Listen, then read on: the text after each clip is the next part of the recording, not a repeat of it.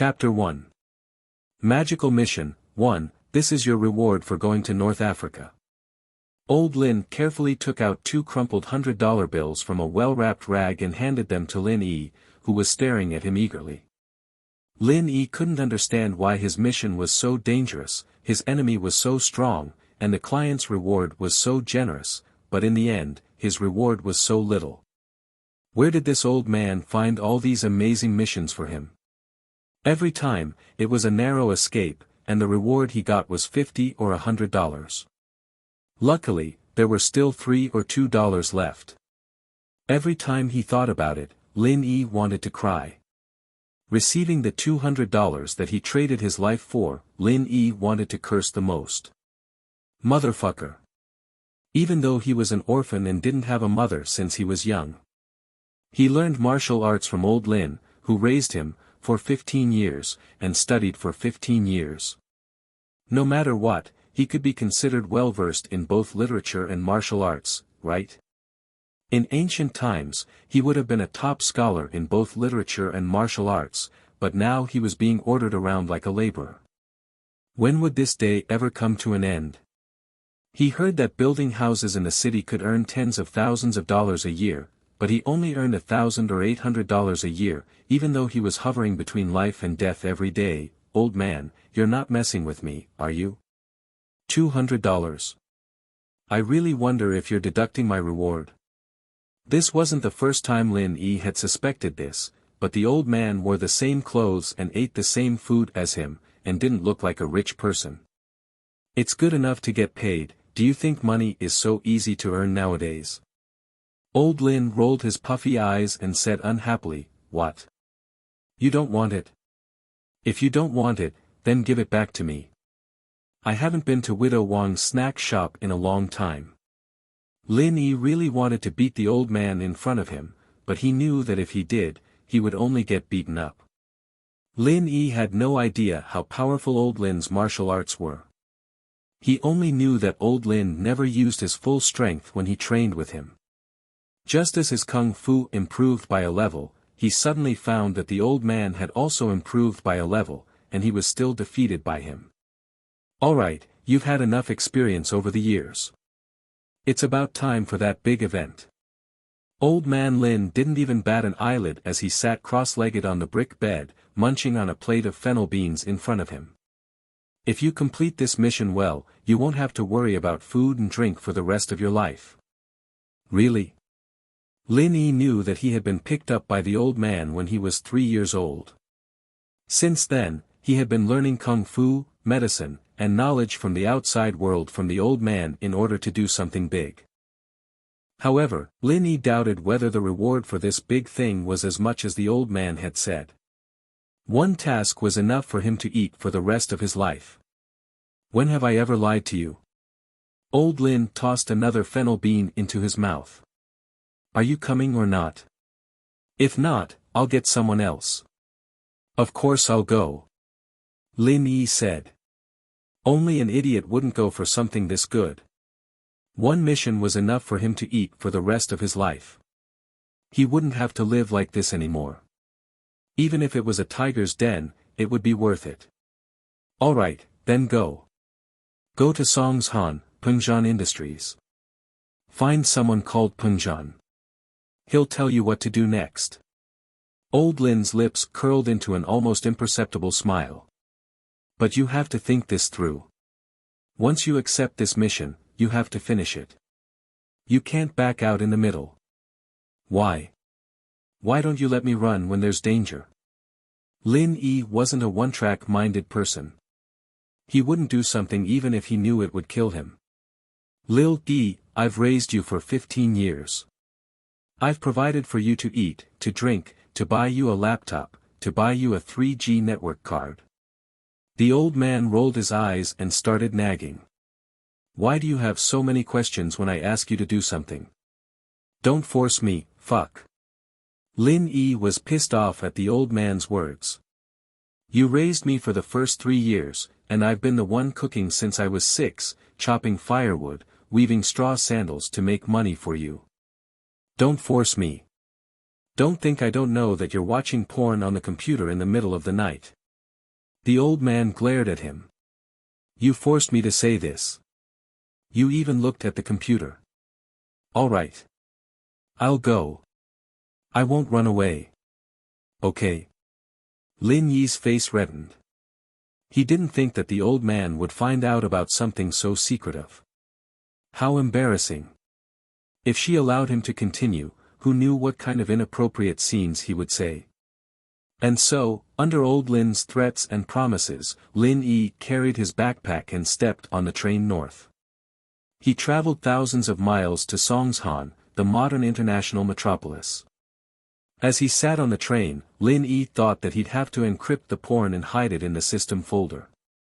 He'd have to keep his eyes and ears open when doing that kind of thing.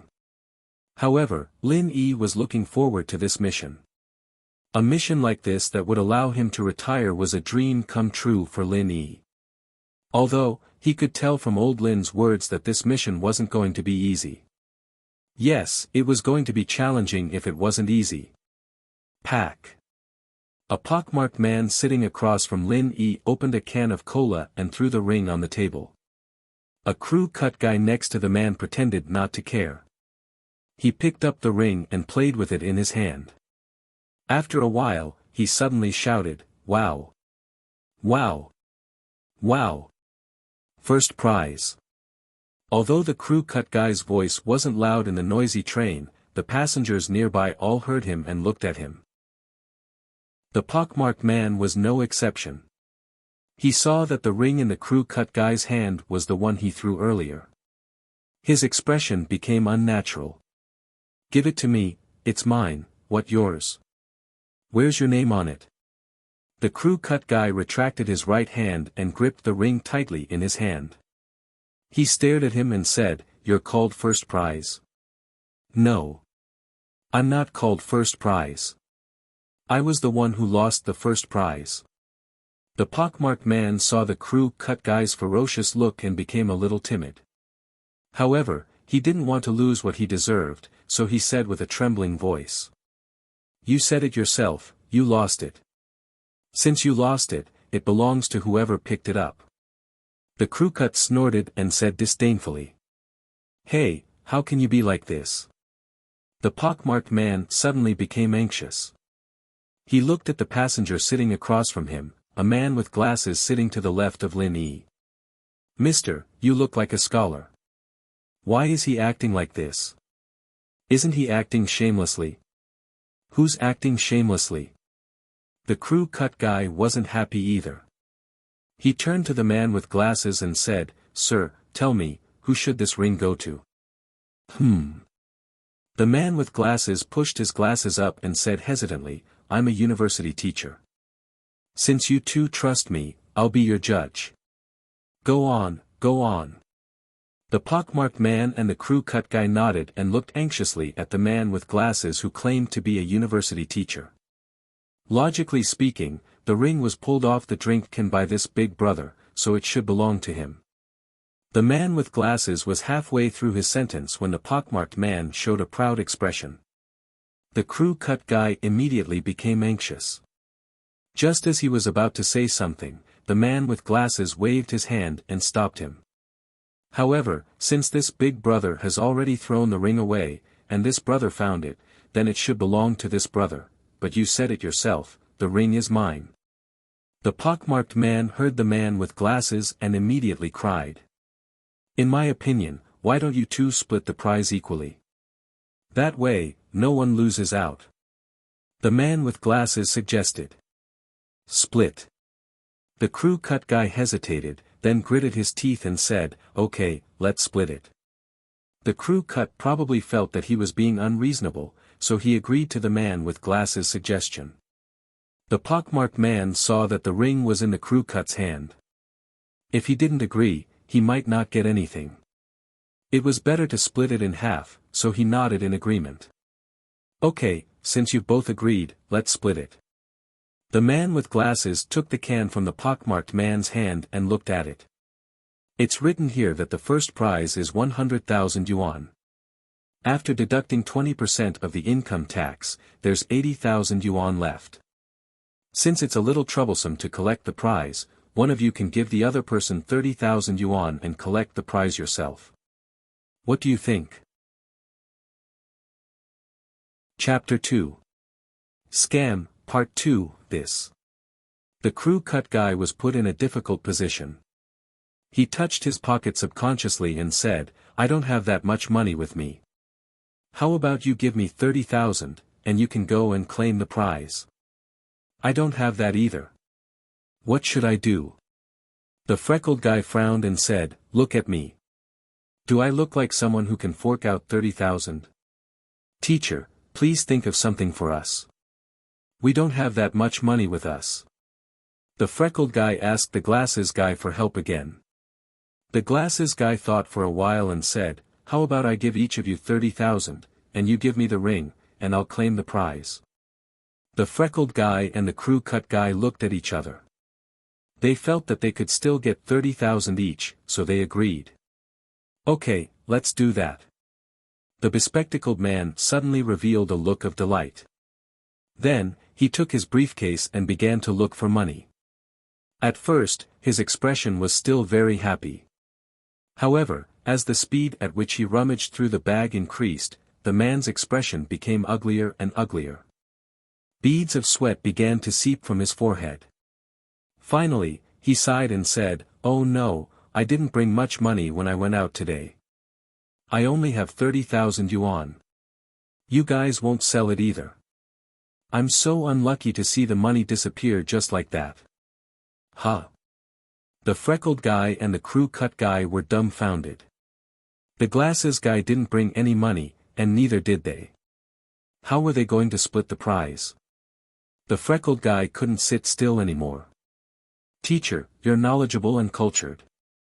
Please help us think of something. Sai, how about this? Ask someone else. The glasses guy said and turned his face to Lin Yi. Young man, this is a golden opportunity to get rich. Do you have money? Give each of them 30,000 first, then you take the ring and claim the prize. You'll earn 20,000 in one go. Is there a better way to make money than this? If it weren't for the fact that I didn't bring any money, I would have done this myself. Previously, Lin Yi had been coldly watching the three of them acting. It was obvious that the three of them were in cahoots. The pockmarked man was party A, the crew cut was party B, and the bespectacled man was supporting them. Although Lin Yi grew up in the mountains, he was not a fool. Don't be fooled by his rustic attire. In terms of knowledge, not many people were his match, let alone these three scammers. Me? Lin Yi pretended to be surprised and pointed at himself. Can I? Alright, now this good thing has fallen upon your head. Hearing Lin Yi ask if he could, instead of saying that he had no money, the bespectacled man was overjoyed. After all, if he said that, there was an 80% chance that he had goods in his bag. Lin Yi just wanted to say something, but he felt that his leg was kicked by someone. Lin Yi glanced at his right side. It was a very beautiful girl who was about the same age as Lin Yi. Her hair was like water, and her skin was white. Although she didn't stand up, according to Lin Yi's visual estimation, the girl was at least about 1.65 meters tall. She was considered tall. After getting on the train, she listened to the MP3 quietly. Lin Yi wanted to strike up a conversation with her to relieve boredom on the way, but the girl had been wearing earplugs, so Lin Yi couldn't do anything. At this moment, the girl was looking at Lin Yi anxiously. She wanted to say something, but she had some scruples. She could only hint to Lin Yi with her eyes. Lin Yi naturally knew what the girl meant. She didn't want him to be fooled. Lin Yi's heart suddenly warmed. Didn't they say that people in big cities were very indifferent? When they saw that it had nothing to do with them, they would just ignore it. The girl could remind me, which means that she has a good heart. Therefore, the girl's image in Lin Yi's mind suddenly increased a few points. It was important for a girl to be beautiful, but if she was vicious, then it was useless to be beautiful. This was Lin Yi's standard for judging girls. Cough, cough. The girl with the crew cut opposite the girl seemed to notice the girl's behavior. She suddenly coughed loudly and glared at the girl. The girl was scared and lowered her head. Of course, these small details naturally couldn't escape Lin Yi's eyes. However, Lin Yi was bored on the journey. He had a stomach full of anger with the old man at home. He had nowhere to vent it. Just a few fools came to the door. How could Lin Yi miss this opportunity to tease them? However, although the girl lowered her head, she still kicked Lin Yi with her feet to warn him. However, Lin Yi didn't seem to feel it. He was not moved at all. I only have 49,000. I don't have that much. Lin Yi pretended to be honest and said truthfully. When the pockmarked face and the crew cut opposite heard that Lin Yi had 49,000, their eyes suddenly shot a brilliant light. However, their faces were still bitter. It's only 49,000. Isn't it a little less? How much can we each get? 49,000 divided by 2 is 24,500. The crew cut calculated. 24,500. It's not bad. I agree. What about you? After the pockmarked face listened, he nodded quickly. Okay, since you agree, then I also agree. The crew cut nodded and said, give me the money. Lin Yi opened his backpack and took out a small bag wrapped in newspaper. He opened it layer by layer and revealed 5 stacks of banknotes. This is 49,000. That's all. You guys count it. Lin Yi said very honestly. You guys give me the ring pull. This money was the living expenses that the old man gave to Lin Yi for the next 10 years. In the past few years, Lin Yi had earned a lot of money for the old man. For example, the assassination mission in North Africa last time. According to international practice, he should have been paid at least a few $100,000. However, before he left, the old man rummaged through a broken bag and found this 49,000 yuan. He claimed that this was all the money he had at home and asked him to use it sparingly. This made Lin Yi very depressed. Was the old man really poor or was he pretending to be poor? However, it didn't seem like he was pretending. The old man ate the same as me every day. I didn't see him enjoying anything. Could it be that I overestimated the rewards of those missions? Okay. The pockmarked face and the crew cut were like hungry wolves. They divided the banknotes in front of them and passed the ring to Lin Yi. Lin Yi carefully kept the ring on his body, afraid to lose it. He was as careful as a treasure. Seeing that the 3 scammers had succeeded, the girl sitting next to Lin Yi sighed helplessly. Looking at Lin Yi's excited face, the girl really didn't know what to say. Chapter 3. Wang Xinyan, 2. The girl stopped kicking Lin Yi's leg and leaned against the window, listening to her MP3 player. We have arrived at Songshan Station. Passengers, please get ready. We will stop for 15 minutes. The train announced the arrival of the station, and Lin Yi started packing his luggage to get off the train. To his surprise, the girl beside him started packing as well. Evidently, she was going to get off at Songshan Station as well. When the girl stood up, Lin Yi gauged her with his eyes. His guess was correct, the girl was around 1.65 meters tall. After getting off the train, Lin Yi looked at the gorgeous buildings in the station in awe. He'd been here 10 years ago, but Songshan had changed a lot since then. Wait! A sweet female voice came from behind Lin Yi. Lin Yi stopped and turned around. It was the girl who'd sat next to him on the train. She was waving at him as she ran towards him. What's up? Lin Yi, of course, didn't believe that a girl would fall in love with him at first sight. He was handsome, but his attire was too tacky. Yellow pants and a white singlet, the same outfit as a migrant worker in the city. You're not thinking of redeeming your prize, are you? The girl said angrily. She was angry at Lin Yi for ignoring her warning on the train. Oh, you're talking about this? Lin Yi took the ring out of his pocket and threw it on the side of the road. Ah! It was the girl's turn to be shocked. She didn't think that Lin Yi would do something like this. You threw it away. The girl pointed at Lin Yi, her mouth wide open. Yeah, I did. Lin Yi nodded. It's fake, there's no point in keeping it. You knew it was fake. The girl didn't understand what Lin Yi meant. She stared at Lin Yi, dumbfounded. What was wrong with this guy?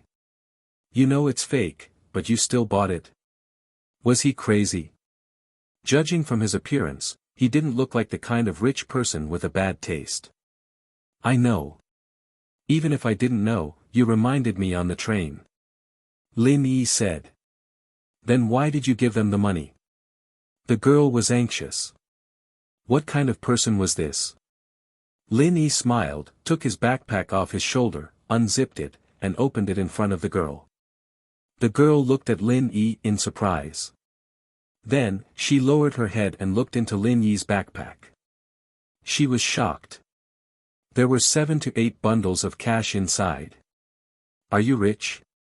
Even if you have money, you can't just squander it, right? The girl didn't quite understand what Lin Yi meant.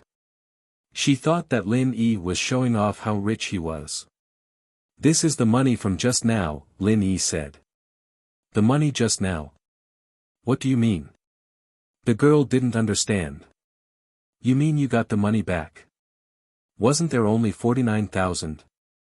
This should be 70 or 80,000, right? The glasses man still had 30,000 in his hand. I took it together with him. Lin Yi shrugged and said. This was just a piece of cake.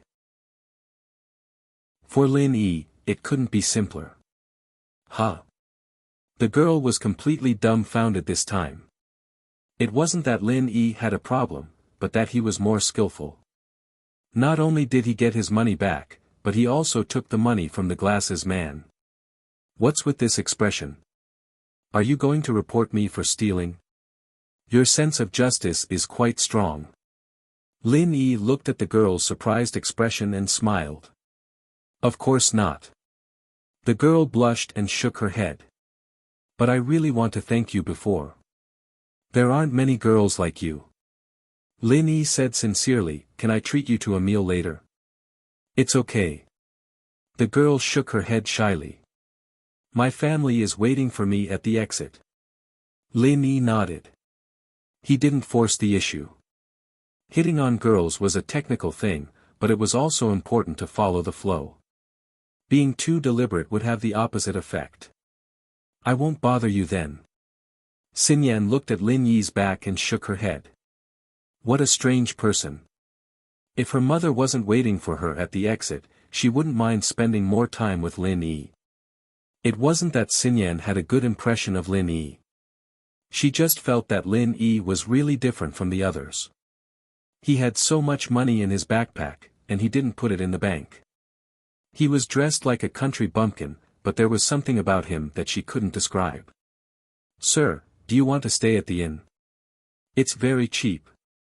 Lin Yi was surrounded by a group of people soliciting customers from nearby hotels as soon as he walked out of the train station. This kind of worker's attire was the focus of these small hotels when doing business. Rich people wouldn't stay in small hotels like this. Big hotels didn't need to come out to solicit customers. Lin Yi waved his hand and squeezed through the crowd of people soliciting customers. He walked towards the taxi stop in the square. Lin Yi had a piece of paper in his hand. It was the address that old man gave him before he left. He got on a taxi, and the driver asked enthusiastically, "Young man, where are you going?" "To this address." Lin Yi handed the paper to the driver.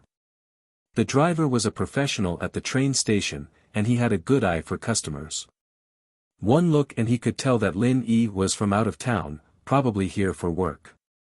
He wanted to trick him a little, since Lin Yi wasn't familiar with the roads anyways. He happily took the paper from Lin Yi and looked at the address written on it. The driver's face turned green immediately. The paper wrote, Songshan City, Guangming Avenue, 36, Punjan Building. 11, 2 kilometers from the train station. Take the new second ring bridge. Even the route had been designed, and the mileage was clearly marked. Who would be able to blackmail them? But why would this young man go to Punjan Building? That was the biggest corporation in Songshan.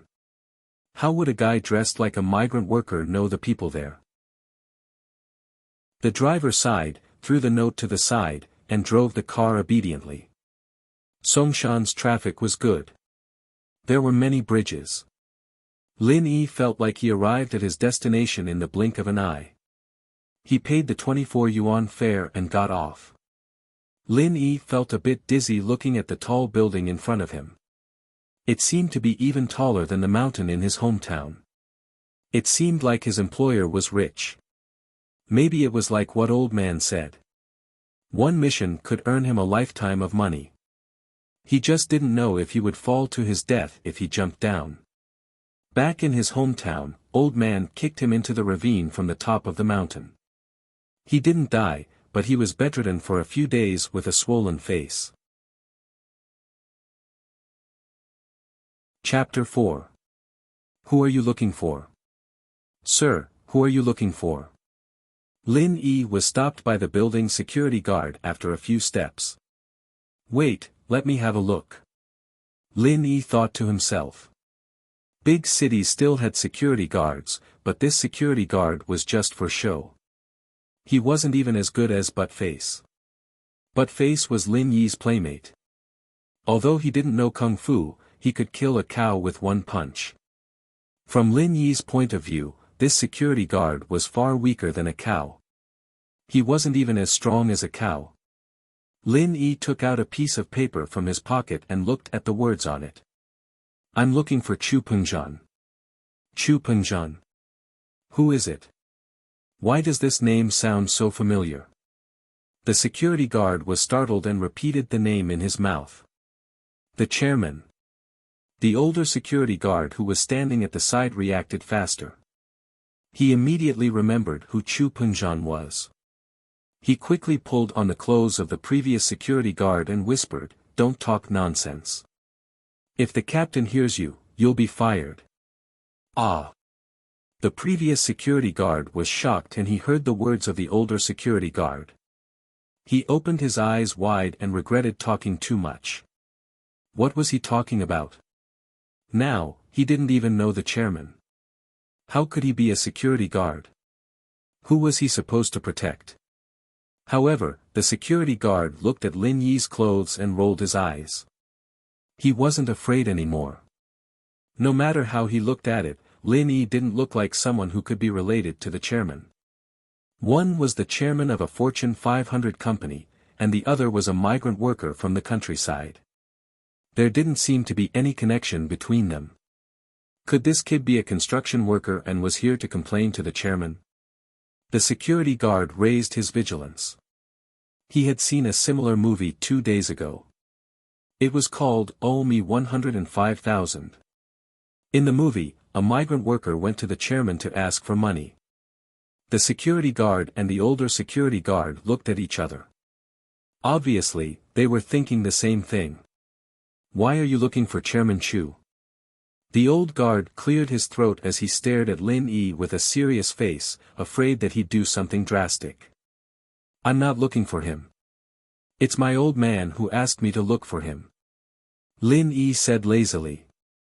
Lin Yi didn't care about the identity of his employer in real life. They were all here for him. Huh. Your old man. The two guards were even more certain of their suspicions. The worker in the movie was asking for money on behalf of his brother, and this kid in front of them was asking for money on behalf of his father. Alright, let's not talk about useless stuff. Just tell me which floor Pengjan's on, I'll go find him. Lin Yi didn't have the time to waste with these two bodyguards.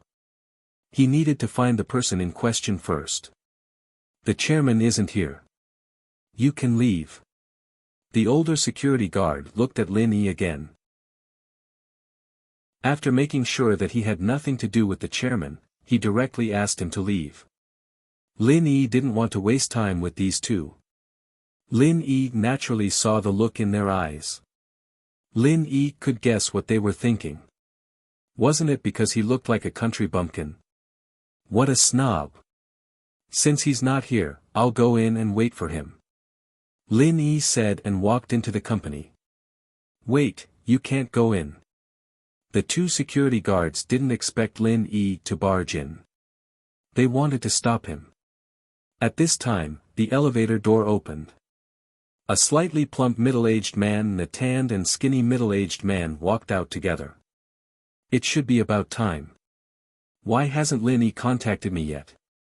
Li Fu, why don't you drive to the station to pick him up? Didn't you see the photo? The plump middle-aged man ordered the tanned and skinny middle-aged man. All right, Mr. Chen. I'll go now, Li Fu said respectfully. Li Fu hadn't left when Chu Pengzhan heard the quarrel at the company entrance. He frowned and said to Li Fu, go see what's going on. What's going on? Li Fu walked quickly in the direction of the company's entrance and saw the company's two security guards stopping a young man from entering the company. Faubert, this person said he wants to see the chairman. He even forced his way into the company. The security naturally recognized Li Fu. Although Li Fu didn't have a specific administrative position in the company, he was the chairman's closest person. If you had to say what position he held in the company, it would be that he was the chairman's driver. But everyone in the company knew that Li Fu wasn't just a driver. So these security guards didn't treat Li Fu as a driver at all. They respected him as a leader. In many cases, Li Fu's words represented the chairman's intentions. You. Li Fu looked at Lin Yi, his eyes wide. You're Lin Yi. That's me. Lin Yi nodded after looking at Li Fu. He'd been paying attention to Li Fu the moment he'd appeared. His instincts told him that this person wasn't Pengzhan, after all. As the chairman of a corporation, it was only natural for him to have the aura of a leader, but this person didn't have that. He was serious and respected, but a person's aura couldn't be changed. Hello. Li Fu knew how important this young man was to Pengzhan, so he didn't hesitate after confirming who Lin Yi was. He quickly extended his hand to shake Lin Yi's. I'm the secretary of the chairman, Li Fu. The chairman wanted me to pick you up at the train station. I didn't expect you to be here already. It's fine. I'll just treat it as getting familiar with the place. Lin Yi smiled and shook hands with Li Fu. This was Lin Yi's personality. He'd respect you if you respected him. Lin Yi felt a little embarrassed seeing Li Fu being so polite. The chairman is over there. Please come with me. We'll meet the chairman together. Li Fu made an inviting gesture before leading the way. The two security guards stared at Lin Yi's back, their mouths wide open. Is he really the chairman's guest? The security guard murmured in disbelief. Faubert came to pick him up personally. Naturally, there's no mistake about it. The old security guard sighed. We almost offended him. Luckily, Faubert came in time. If we really kicked him out, we'd be in big trouble. As Li Fu walked over, Lin Yi noticed a slightly plump middle-aged man not too far away. If he wasn't mistaken, this was the person he was supposed to meet, the chairman of Pengzhan Industries, Chu Pengzhan. Chapter 5. Chapter 05, Looking for a partner. Lin Yi nodded with a smile, shaking hands with Pengzhan naturally. Lin Yi handled this sort of social etiquette with ease. Nice to meet you, Mr. Chu. Lin Yi was flattered by Pengzhan's friendliness. It was the first time he'd met such a friendly employer. He was here to carry out a mission, but the chairman of a listed company in the world's top 500 was treating him this way. Lin Yi was curious. Why did it feel like they were meeting on the same level? Mr. Lin. I understand that it might be difficult for you to lower yourself to do something like this. Pengzhan said after some hesitation. Peng words were getting more and more ridiculous, and even someone as thick-skinned as Lin Yi couldn't help but feel embarrassed. I don't need to lower myself. I only earn a couple hundred a month weaving straw sandals at home, and my old man said that this mission is enough for me to live the rest of my life, Lin Yi thought to himself.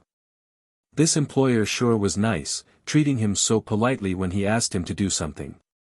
He wasn't like other people who'd start gossiping after paying him. What? Straw sandals? Peng paused as he looked at Lin Yi. He wasn't mistaking him for someone else, was he? But what the hell was this guy talking about? Was Elder Lin making him weave straw sandals for a couple hundred a day? Peng was speechless. He'd heard some things about Lin Yi from his old man, and the reward for rescuing hostages in Africa alone was in the hundreds of millions of USD. How was he making straw sandals for money? Yeah, a pair of straw sandals can be sold for 4 kwai. 3 to 5 pairs a day would be a couple hundred a month. Lin Yi nodded. He, too, felt that something wasn't quite right. The old man didn't seem like a poor man, did he? Peng couldn't care less about other people's personal business. He shook his head helplessly after hearing Lin Yi's words. Your salary from now on will be 30,000 a month. This includes your school fees and daily expenses. Of course, the money you spend on my daughter will be reimbursed by Li Fu. 30,000. Didn't the old man say it was a few thousand? Lin Yi was stunned for a moment. Such a high salary. If he had known this would happen, he wouldn't have brought so much money. He didn't have to see the old man's painful face. Lin Yi remembered the scene when he got the 49,000 yuan from the old man. Wait, Mr. Chu, what did you just say? Going to school? Tuition and fees? And the money spent on your daughter? What did that mean? I don't understand. Lin Yi was puzzled. What did Peng mean by that? Wasn't he here to carry out a mission? Oh. Didn't old Master Lin tell you before? Please come over here. Let's discuss the details upstairs. Peng smiled faintly as he gestured for Lin Yi to follow him to the elevator. After all, Peng was his employer now, and the salary he gave him wasn't low at all. Lin Yi didn't understand what Peng was talking about, but he had seen his fair share of strange missions over the years. So, Lin Yi slowed down his pace when he walked with Peng making himself look like he was following behind him. Peng however, was intentionally walking at the same pace as Lin Yi. Lin Yi, naturally, noticed it. Why did he feel that Peng attitude towards him was a little too friendly? Lin Yi was curious, but he didn't ask. After all, it was his first time meeting Peng They weren't very familiar with each other, and some things were better left unsaid. He'd figure it out as time went on. Peng office was located on the top floor of Peng skyscraper. It was 200 square meters big, and one of the walls was covered with floor-to-ceiling windows. Faubert walked out after inviting Peng and Lin Yi into the office, ordering Xiao Yu to pour some tea for them. Mr. Lin, what would you like to drink? Xiao Yu had learned of Lin Yi's surname from Faubert. Water, please. Lin Yi drank water the most at home, and it was the same when he came out. Xiao Yu paused, but still smiled. All right, please wait a moment. As for what the chairman wanted to drink, she didn't even need to ask. It was the same every day. Mr. Lin, starting tomorrow, Faubert will arrange for you to enter Songshan's first school's 12th grade class 5. You'll be in the same class as my daughter, Mengyao. You'll go to school with her, take care of her life, and help her with her homework.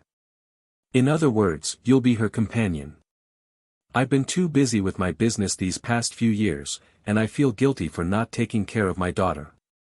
I want to find someone she can talk to and care for her. This is the real reason why I asked you to come. You're around the same age as her, and we're both young men. We should have some common topics, right? Peng smiled. Lin Yi was stunned. What did he mean by finding someone she could talk to? Care for her. Common topics. It couldn't be, could it? Was this the mission that could feed him for a lifetime? Why did it sound like he was looking for a partner? Could it be that the girl had some sort of biological problem that prevented her from getting married, and was looking for him? Mr. Lin, what's wrong? Peng Zhan seemed to know what Lin Yi was thinking when he saw the shock on his face. I thought that Elder Lin had already told you what you were supposed to do, but it seems like that's not the case. Mr. Chu, just call me Lin Yi. Mr. Lin's a little awkward. Lin Yi smiled bitterly. To be honest, I really didn't know what I was supposed to do. The old man only said that it was an important mission, and that if I did it well, I'd be able to feed him for a lifetime. Feed him for a lifetime. Peng Zhan paused at Lin Yi's words before laughing out loud. Ha ha ha, that's right, Elder Lin wasn't lying to you. If you do it well, the reward will be enough for you to feed him for a lifetime. Lin Yi still didn't understand what Peng Zhan wanted him to do. But what exactly is my mission? Didn't I tell you before? You'll accompany my daughter to school, and of course, you'll be responsible for her safety. Don't let anyone bully her. Peng Zhan explained. Study companion? Babysitter? That was the only word Lin Yi could think of. Ugh. You can think of it that way. That's the truth. Peng Zhan nodded, not waiting for Lin Yi to say anything before handing a document to Lin Yi. This is the information on Songshan's first school, you can familiarize yourself with it. Lin Yi nodded helplessly as he took the document. Was this the super mission the old man was talking about? Damn it. Could it be that I've been tricked again? Just like that time in South America, the old man had told him that he was going to save someone. But how was it a person? It was a group of people, but no matter what, there was a high reward, and the danger level of the mission was relatively low. It was just that he felt like a lackey from a rich family, but it didn't matter, he'd just take it as a break. Songshan's first school was called Songshan's first school, but it was actually a private school a long time ago, the name hadn't been changed when it was bought over. Peng Zhan's Peng Zhan Industries was one of the 3 major shareholders of the school. No wonder he'd been able to get into this school so easily, even though he hadn't even gone to elementary school. Lin Yi hadn't gone to school before, but he knew from the internet how difficult it was for rural kids to go to school in the city. Alright, I'll do my job. Lin Yi nodded after looking through the document. Of course, Menyao's temper isn't too good, but she's a good kid. Peng Zhan smiled bitterly. I believe that you'll be able to get along well with someone as outstanding as you. Get along. Lin Yi didn't expect to get along well with the Mississippi. It wasn't like they were dating, so what was the point of getting along well with her? Lin Yi, however, said, I'll try my best. Peng Zhan seemed to have seen through Lin Yi's perfunctory attitude. He smiled faintly and called out to the door. Faubert, Yao Yao's almost out of school. Go get her and show Mr. Lin around. Mr. Chu, you can call me Lin Yi, or Little E. Don't call me Mr. Lin, it's a bit awkward. Lin Yi said. Alright, I'll call you E then. No matter what, I'm still your elder, so you won't lose out. Don't call me Mr. Chu, just call me Uncle Chu. Peng Zhan nodded, not bothering with the topic any longer. Chapter 6. Shield 1. There were many luxury cars in the parking lot, ranging from Mercedes-Benz to BMWs to luxury cars. Many of them were obviously private cars with flashy decorations on them. It was obvious that they were bought by the employees of Peng Zhan Corporation. From this, it could be seen how high the income of the employees of Peng Zhan Corporation was. It seemed that his 30,000 yuan salary wasn't that high after all. Under Faubert's guidance, Lin Yi came to a dark blue Bentley Elegance 728. The car was a '06 model and it was well maintained. Lin Yi wasn't sure if it was newly bought or if the employees paid attention to it, but the car looked brand new. "Mr. Lin, please get in." Faubert opened the door to the passenger seat and sat down. "I'll sit in the passenger seat." "Then Miss." Lin Yi hesitated and asked. "Miss always sits in the back row," Faubert said. "She has a backpack, so it's inconvenient for her to sit in the front row." Lin Yi nodded and got in the car. Faubert drove the car slowly into the underground parking lot. When the car passed by the security post at the exit, the security guards immediately stood straight and watched the car leave with a serious expression. Faubert's driving skills were very skilled, but it was obvious that it was the normal type. It wasn't the same as what Lin Yi usually learned. Lin Yi was more inclined towards racing. It couldn't be helped, the old man at home had a famous saying, "It's not your fault if you can't beat your opponent, but if you can't run away, then you deserve it." Therefore, Lin Yi learned a lot of escaping skills. Although he only used these skills on his old man, in front of others, it was the others who ran away. "Mr. Lin, do you know how to drive?" Faubert looked at Lin Yi, who was sitting quietly beside him, and asked while waiting for the traffic light. Faubert was an old driver, and he was very accurate in judging people. Generally, when someone was sitting in the car, he could always judge whether this person could drive from some details. However, Lin Yi obviously didn't have any special reaction, so Faubert asked. "A little." Lin Yi thought to himself. As a newcomer, it was better to be more humble. "Do you have a license?" Faubert didn't ask how far he could go if he knew a little. He knew that the boss trusted this person. "Not yet." Lin Yi shook his head. Although he knew how to drive and had even raced abroad, he didn't have a driver's license. "I just turned 18, so I didn't have time to get one." "Well, give me your ID card, I will help you get a driver's license, so that if Mr. Chu and I have something to do, you can drive Miss to and from school," Faubert said. The car stopped near a luxurious-looking school, but they didn't go in.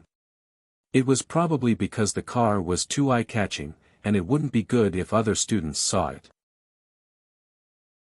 From the information, Lin Yi already knew that although Songshan's first high school was a private school, it wasn't the kind of school for the nobles. Instead, it was a key school for the entire province. Although there were some rich and powerful children who got in through connections, most of the students got in through their own ability. Because of the support of the three major corporations, Songshan's first high school was better than other schools in terms of hardware, and teaching resources. This was also the reason why the enrollment rate was 100%. In fact, Lin Yi also understood that this 100% was definitely an exaggeration. Some rich kids didn't even know how to study, but they still got into university in the end. This was because of their family's power. The familiar bell rang, and Lin Yi was a little lost. How many years had it been since he last heard this sound? But after a short moment of loss, Lin Yi returned to normal and looked at the school field calmly. Not long after, students came out of the teaching building one after another. Some were wearing school uniforms, and some were wearing other clothes. Generally speaking, if there were no large-scale activities, the school would not have any special requirements for students' attire. "That's the Mississippi." Faubert suddenly raised his hand and pointed at a girl in the middle of a group of boys and girls. Lin Yi followed the direction of Faubert's finger. It was a tall and beautiful girl. Although there were other girls beside her, Lin Yi could tell that this was the miss with just one look. Old Lin had said that Meng Yao was the school beauty. The so-called school beauty should be the prettiest one, unless Lin Yi had a problem with his taste. Although the girl beside her was also very beautiful, her body was a little smaller. It was obvious that she didn't match the height stated in the information. But she was still one of the potential school beauty candidates. She would definitely be the type that could bring disaster to the country when she grew up. Meng Yao and the girl were walking quickly towards the car, but a couple of rich boys were chasing after them relentlessly. "Meng Yao, wait. One of the rich boys stood in front of Meng Yao. Meng Yao, my feelings for you are real. Please give me a chance. Meng Yao frowned and looked at the guy in front of her impatiently. Zhong Pingliang, you're so annoying. I told you already, I don't like you. Stop bothering me. But. Pingliang wanted to say something else, but Meng Yao pushed him away, putting him on the side. Meng Yao walked over quickly and got in the car. The girl with her got in as well, which surprised Lin Yi a little. This Zhong Pingliang, he's annoying me to death. Doesn't he get tired of pestering me every day? Meng Yao was still complaining after getting in the car when she suddenly raised her head and saw Lin Yi in the passenger seat. Who are you? Hi, I'm Lin Yi. Lin Yi tried his best to look cute. The miss didn't seem to have a good temper. Lin Yi? Faubert? What does he do? Meng Yao looked at Lin Yi, confused. Miss Chu, this is Mr. Chu's study partner. Faubert introduced. Study partner? Who wants a study partner? Didn't I say I wanted a shield? Look at him. Who can he block? Meng Yao panicked. She looked at Lin Yi up and down. What the hell was this guy wearing? A tank top and torn pants. He looked like a migrant worker going to the city. Even migrant workers didn't look like this. Did he think they were singing a duet? Chapter 7. Chapter 07, Lin Yi's handling method. Mr. Chu said that Mr. Lin Yi's a multi-talented person, capable of both the pen and the sword. A mere shield wouldn't be a problem for him. Faubert explained quickly. Peng Zhan didn't tell Meng Yao some things because he didn't want her to worry, and he told Faubert not to tell her as well. Inviting Lin Yi was ostensibly to take care of Meng Yao's studies and life, but there was a deeper meaning behind it. It was related to a promise made by the older generation of the family, but it was obvious that Meng Yao wouldn't agree to a study partner out of the blue. But coincidentally, Meng Yao was tired of dealing with her pursuers, and so she went to Peng Zhan, asking him to hire a shield to help her fend off the flies around her. And so, Peng Zhan used Lin Yi as a shield and recommended him to Meng Yao. But Faubert was regretting not bringing Lin Yi to a clothing store to dress him up. From what Faubert saw in Lin Yi's picture, Lin Yi looked quite spirited, but the style was a little too unique for the environment, him. Meng Yao couldn't see anything special about the man in front of her. He couldn't be some random migrant worker her father found from the labor market, could he? The girl beside Meng Yao covered her mouth and giggled. Lin Yi didn't look like someone who could be Meng Yao's shield no matter how she looked at him. Shoo, what are you laughing at? Meng Yao was already pissed off at her father's perfunctory attitude, and seeing her best friend giggling made her even angrier. She glared at her friend. Yushu stuck out her tongue at Meng Yao's scolding and shut her mouth, but kept her curious eyes on Lin Yi. Faubert, tell him to get off the car. I want a replacement. Meng Yao frowned. She really didn't want to argue on this topic any longer. Mr. Chu said that Mr. Lin Yi would definitely be able to do the job, and he's already signed the contract. Faubert was implying that there was nothing she could do about it. Peng Zhan had already made the decision for her, and there was nothing she could do about it. Ah! Meng Yao blinked her beautiful eyes, on the verge of tearing up. She really didn't know what her father was thinking. If that was the case, why didn't he just have a shield? Wouldn't she be a laughing stock if this person stayed by her side all the time? Meng Yao had wanted to tell the public that this shield was her boyfriend. After all, it was the best way to get rid of all the flies in the house. However, it seemed that it was impossible now. Even if she said that this bumpkin was her boyfriend, people had to believe her first. Zhong Pingliang would probably laugh his head off. Lin Yi listened to their conversation and immediately felt a headache. A shield? This girl wasn't really looking for a boyfriend, was she? No wonder Peng Zhan was acting weird when he talked to her. Could it be that she was looking for a son-in-law? Alright, that guy over there wouldn't let go of me. Help me deal with him. If you do it well, I'll consider it a pass. Meng Yao rolled her eyes and came up with a plan. If this guy didn't know how to deal with it, she could use his incompetence as an excuse to get her father to fire him. Lin Yi nodded and got off the car, walking quickly towards Zhong Pingliang. This Meng Yao, I get rejected every time I ask her out. If it were any other girl, they'd jump into my arms already. Zhong Pingliang complained to his lackeys.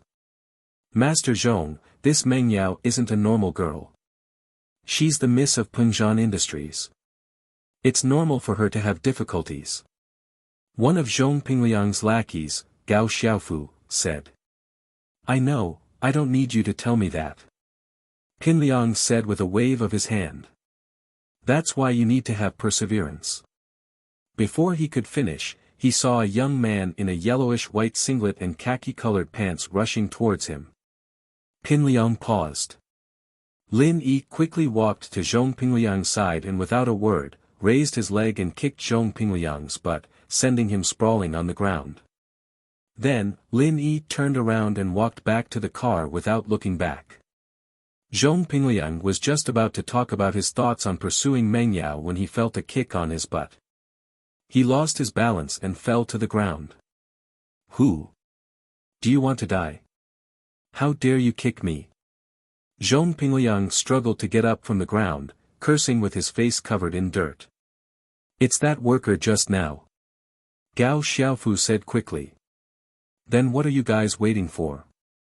Go after him. Zhong Pingliang yelled angrily. Catch him and beat him up. Master Zhong, he's gone. Zhong Pingliang's lackeys were focused on Zhong Pingliang after he was kicked by Lin Yi, but the worker was gone in the blink of an eye. Fuck. Zhong Pingliang cursed. I'll remember what he looks like. I'll print it into a poster tomorrow and send people to all the construction sites to look for him. How dare a worker kick me? I'll make sure he can't live in Songshan anymore. Just you wait. Yao Yao, I didn't know this Lin Yi was so fierce, he even dared to kick Zhong Pingliang. Yushu's eyes were wide open in the car. She couldn't believe what she had just seen. I think he's crazy. Meng Yao didn't expect Lin Yi to do something like that, but it was something else. But Meng Yao had decided not to use him. No matter what he did, he'd still fail. Yao Yao, why don't you keep him? Yushu suggested. Shu, who are you siding with? Meng Yao glared at her. You're not in heat, are you? You've fallen for this laborer. Pfft. Yushu shook her head. Yao Yao, you're the one who's fallen for him. Why would you let him stay if you don't like him? To embarrass yourself? Meng Yao didn't know what was going on. No. Think about it, Zhong Pingliang's the king of our school. No one dares to mess with him, and now there's finally someone who's not afraid of him. We'll have a lot of fun in the future. Yushu said mischievously. If they fight, Zhong Pingliang won't have time to bother you, right? Fight? You think Zhong Pingliang's that easy to mess with? Meng Yao hit the nail on the head. He's just a worker. Zhong Pingliang's going to beat him to death.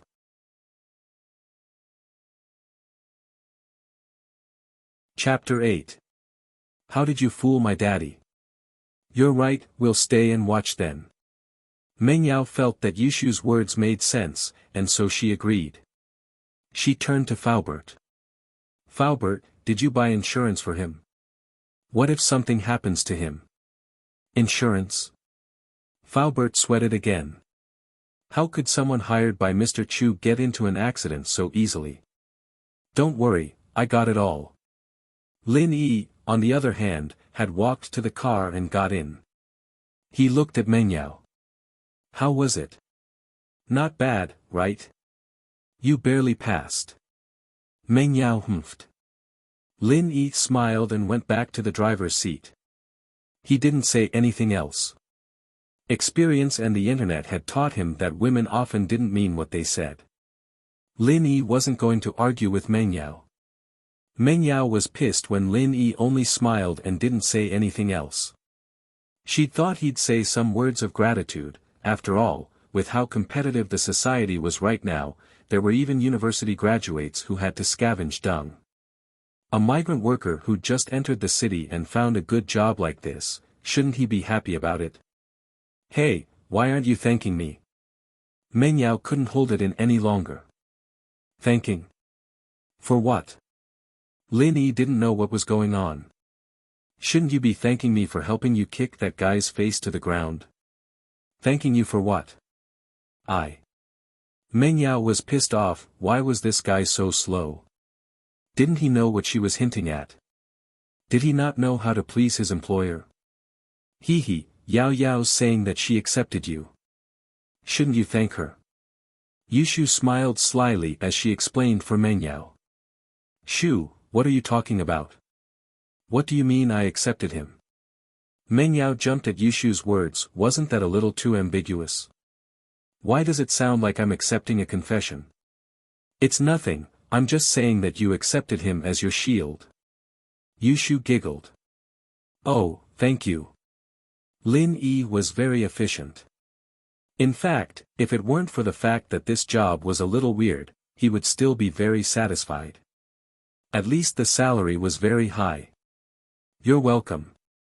Meng Yao spat the 3 words out of her mouth, furious at Lin Yi's slow reaction.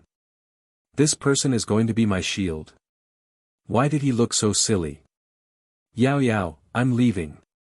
See you tomorrow. And you too, shield bro. The car stopped in front of a villa, and Yushu waved at Meng Yao and winked at Lin Yi before getting out of the car. Shield bro. Lin Yi smiled bitterly. This name was quite unique. It was comparable to the internet celebrity, Brother Sharp. Yushu's house was very close to Meng Yao's, and the 2 villas were right next to each other. The car took a turn, and they arrived at Meng Yao's villa. Under Yushu's instigation, Meng Yao reluctantly accepted the worker in front of her. But when she saw the worker walking into the villa with her luggage, she exploded. You! What are you following me for? Lin Yi paused, turning to look at Faubert. Don't I live here? You think too highly of yourself. I've never had a man in my villa before. Meng Yao put her hands on her waist as she yelled at Lin Yi. Faubert wiped the cold sweat off his forehead. Never had a man. Then what am I? Faubert thought to himself. It didn't matter if he became a eunuch, but what would Mr. Chu think if he heard what the miss said? Seeing Faubert wipe the sweat off his forehead, Meng Yao immediately understood that her words were a little ambiguous. She quickly corrected herself. I mean, no man outside of my family.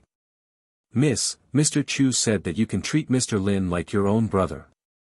So, from today onwards, Mr. Lin will be living in the villa, Faubert said carefully. Faubert knew this girl's temper very well. What? Meng Yao's eyes widened. She pointed at Lin Yi in disbelief. Him? My brother? Are you kidding me? Faubert, take him away. Let him live wherever he wants. I'm afraid I can't make the decision, Mississippi. This is Mr. Chu's order. What do you think? Faubert said, troubled. He was a driver, after all. Although he was Pengzhan's most trusted person, it was still difficult to be stuck between him and the miss. It's fine. I'll talk to Daddy myself. Meng Yao took out a Nokia E7 from her pocket and dialed it out. It was a free gift from the promotion a while back, and she and Yushu bought one each. Lin Yi, on the other hand, was looking at the phone in Meng Yao's hand longingly. Should he get a phone too? It was too inconvenient to make a phone call. Daddy, it's Yao Yao. Meng Yao said in a coquettish voice.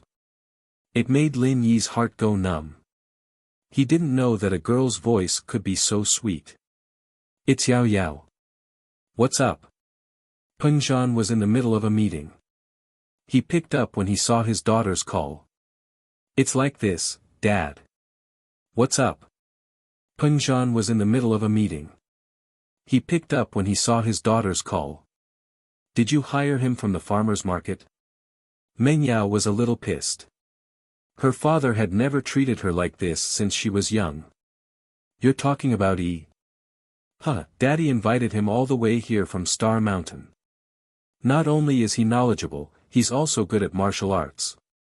What's more, his character is even better. Peng Zhan said with a smile. What? Meng Yao didn't understand.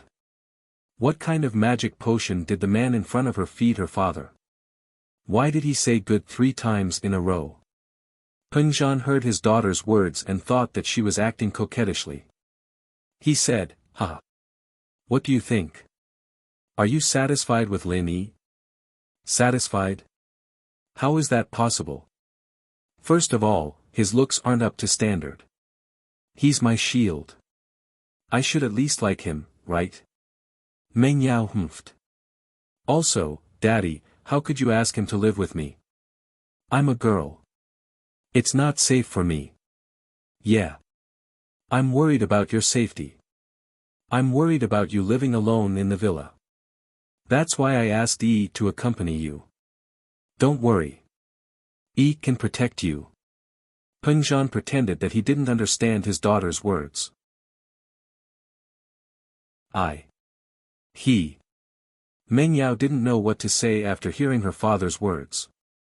But before she could continue, Peng Zhan continued. All right, Yao Yao. I'm having a meeting with the company's middle management. Let's talk later.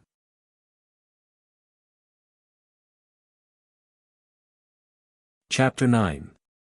General Weiwu, Part 2. Faubert left Meng Yao's villa with the excuse of picking up Mr. Chu from work.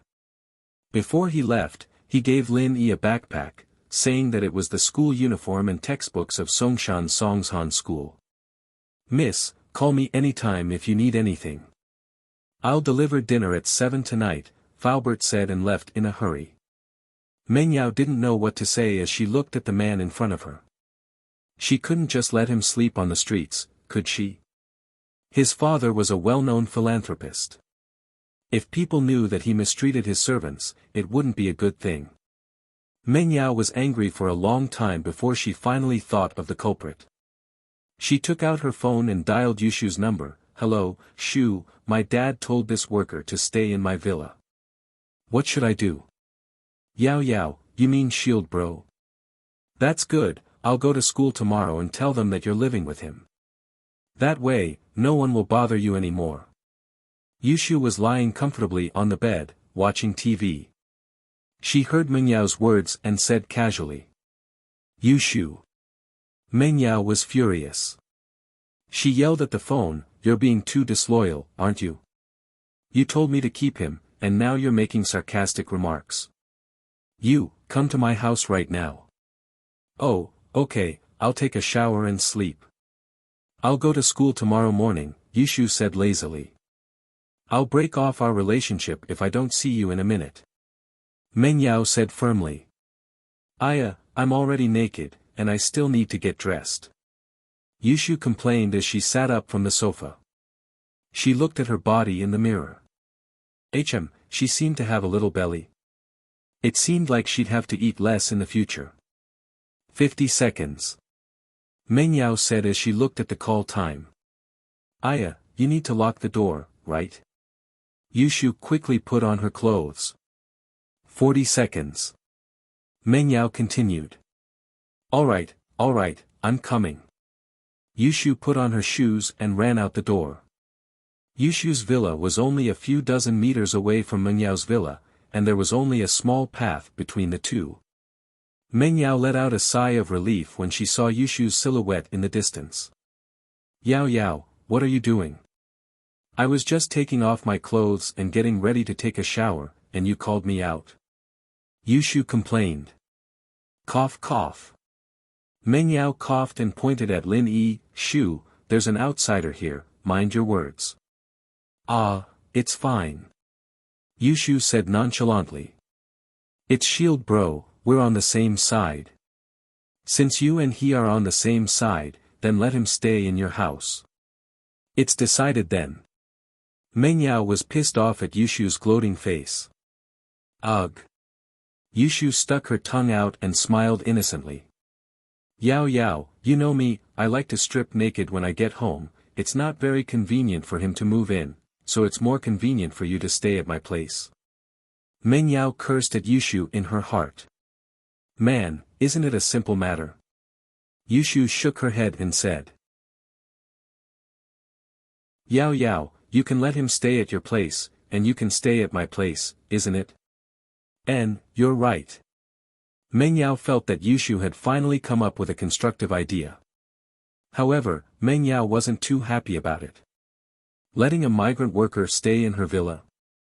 Why should she? Besides, what if he lost his things? No. I can't let him stay in my villa alone. Meng Yao gritted her teeth. Yushu was in a difficult position. She asked Meng Yao to let Lin Yi stay for fun, but here came the problem. Letting Lin Yi stay in Yushu's villa? Yushu would never agree to it. After hesitating for a while, Yushu finally came up with a compromise. Why don't I stay with you and ask him to stay downstairs? Your room is upstairs anyway, we won't ask him to go up to the second floor. Meng Yao listened to Yushu's suggestion and felt that it was the only way. She nodded unwillingly. Okay, let's do that. Yushu often stayed with Meng Yao, so she entered the villa with ease. Lin Yi, on the other hand, carried his luggage and followed behind slowly. Meng Yao was hostile towards him, and Lin Yi could naturally see it. However, when he thought of the old man's solemn words and Uncle Chu's trusting eyes, Lin Yi didn't think much of it. After all, Meng Yao was a girl. It was normal for her to not want to stay with him. Hey, what's your name? Meng Yao sat on the sofa and threw her slender legs on the bed. She looked at Lin Yi and asked. I'm Lin. Lin Yi said as he tried to sit on the sofa. He'd been standing in front of the door for a long time, and it was quite tiring for him. But before his butt could touch the sofa, a voice called out, startling him. Stop. Don't sit. Meng Yao's eyes were wide open as she pointed at Lin Yi. What's wrong? Lin Yi was startled. His butt was hanging in the air. Your pants are so dirty, don't dirty my sofa. Shu often lies on it naked. Meng Yao frowned. Yushu rolled her eyes in anger. How could you be like this, Yao Yao? You just told me to watch what I say in front of outsiders, and now you're saying it yourself. Lin Yi, on the other hand, wasn't angered. He'd been on the train for half a day, and he'd been running for half a day. Dirtying the sofa wasn't a big deal, but giving the girl a skin disease would be a big deal. Okay, you can continue. Meng Yao saw that Lin Yi stood up and sighed in relief. My name is Lin Yi said. Okay, Lin Yi, you can sleep in the guest room over there. But remember, upstairs is my and Shu's room. You can't go up there, or I'll ask my dad to fire you. Meng Yao didn't even have enough confidence when she said this. She didn't know why, but she felt that her father was bewitched by Lin Yi. So, she added, if you dare go up there, I'll ask General Wei Wu to bite you to death. Oh. Lin Yi nodded indifferently. He heard the second half of Meng Yao's sentence and asked curiously, General Wei Wu? What's that? Hearing Lin Yi's question, Meng Yao shouted proudly, General Wei Wu, come down.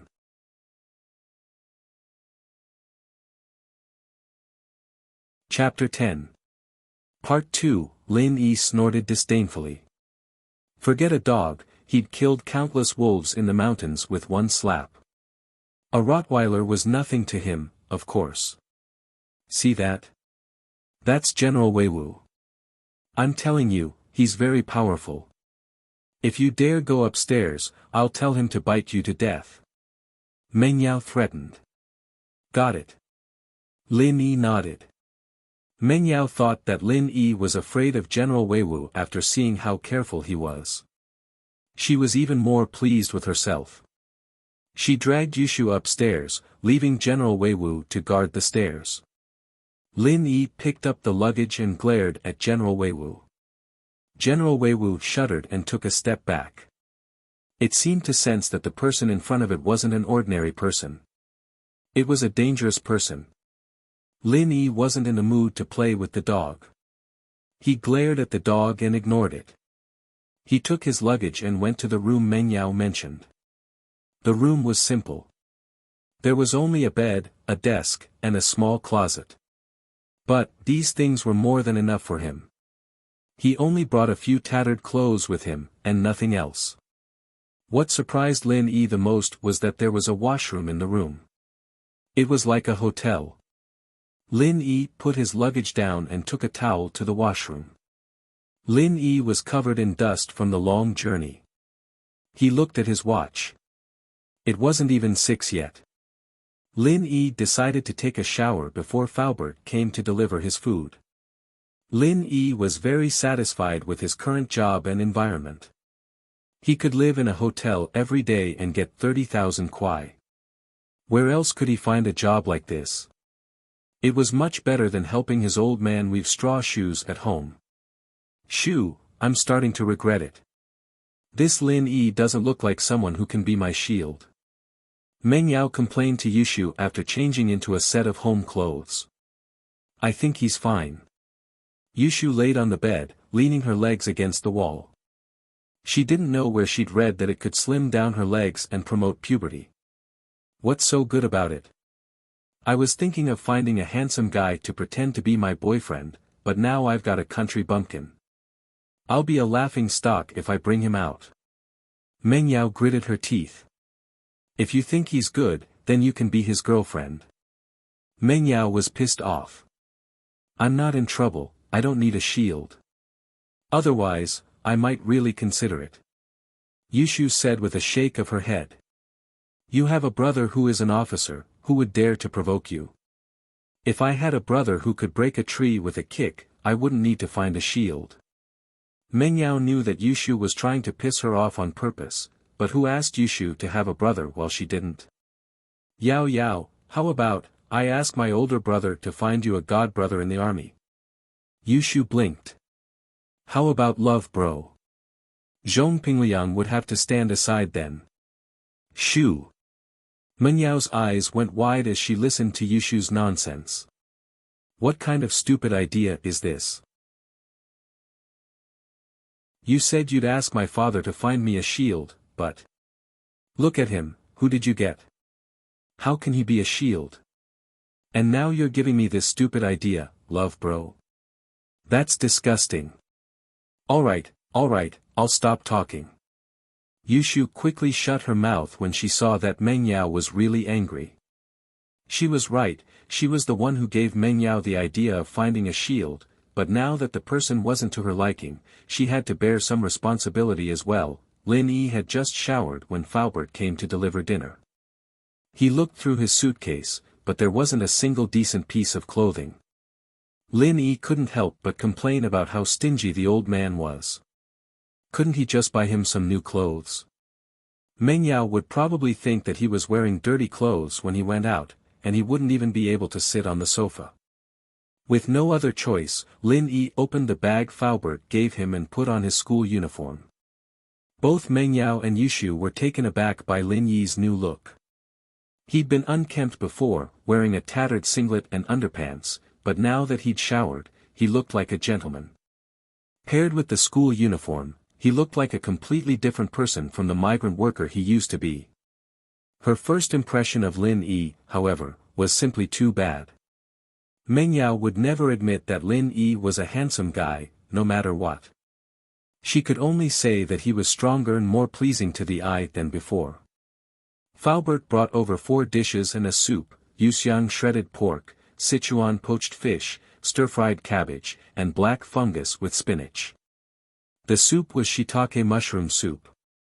The combination of meat and vegetables was perfect. It had been a long time since Lin Yi had such delicious food. Seeing that Faubert had also prepared his own lunch box, he happily took it and sat at the table. Lin Yi was just about to pick up his chopsticks when Meng Yao objected, "What are you doing? Shu and I haven't eaten yet, and you want to eat first. From now on, Shu and I will eat first, and you can eat if we don't want to." With that, she turned around and went to the kitchen. She had a habit of using silverware when she was young. It was a habit she developed when she lived with her grandpa. So, in the disinfection cabinet in the kitchen, there was a set of silverware that Meng Yao specially used. Lin Yi could only smile bitterly at Meng Yao's domineering attitude. He put away his chopsticks and looked at the food on the table. He could only hold back his saliva. Fortunately, the white rice was his. Lin Yi quickly shoved a few mouthfuls into his mouth. Maybe it was because he ate too fast, but he choked a little.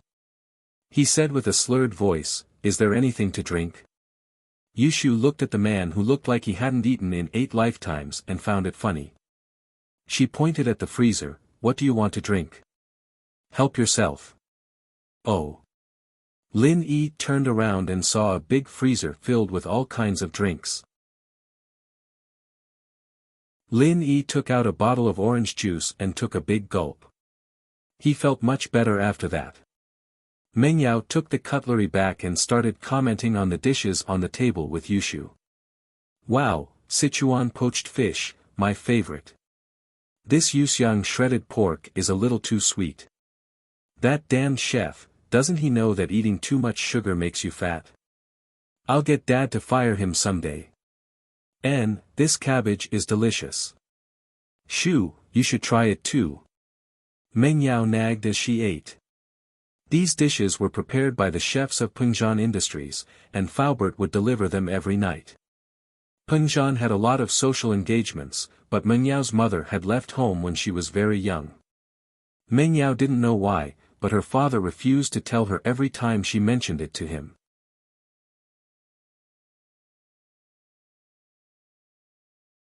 Chapter 11. Chapter 11, Indirect Kiss. Yuxiang shredded pork for you.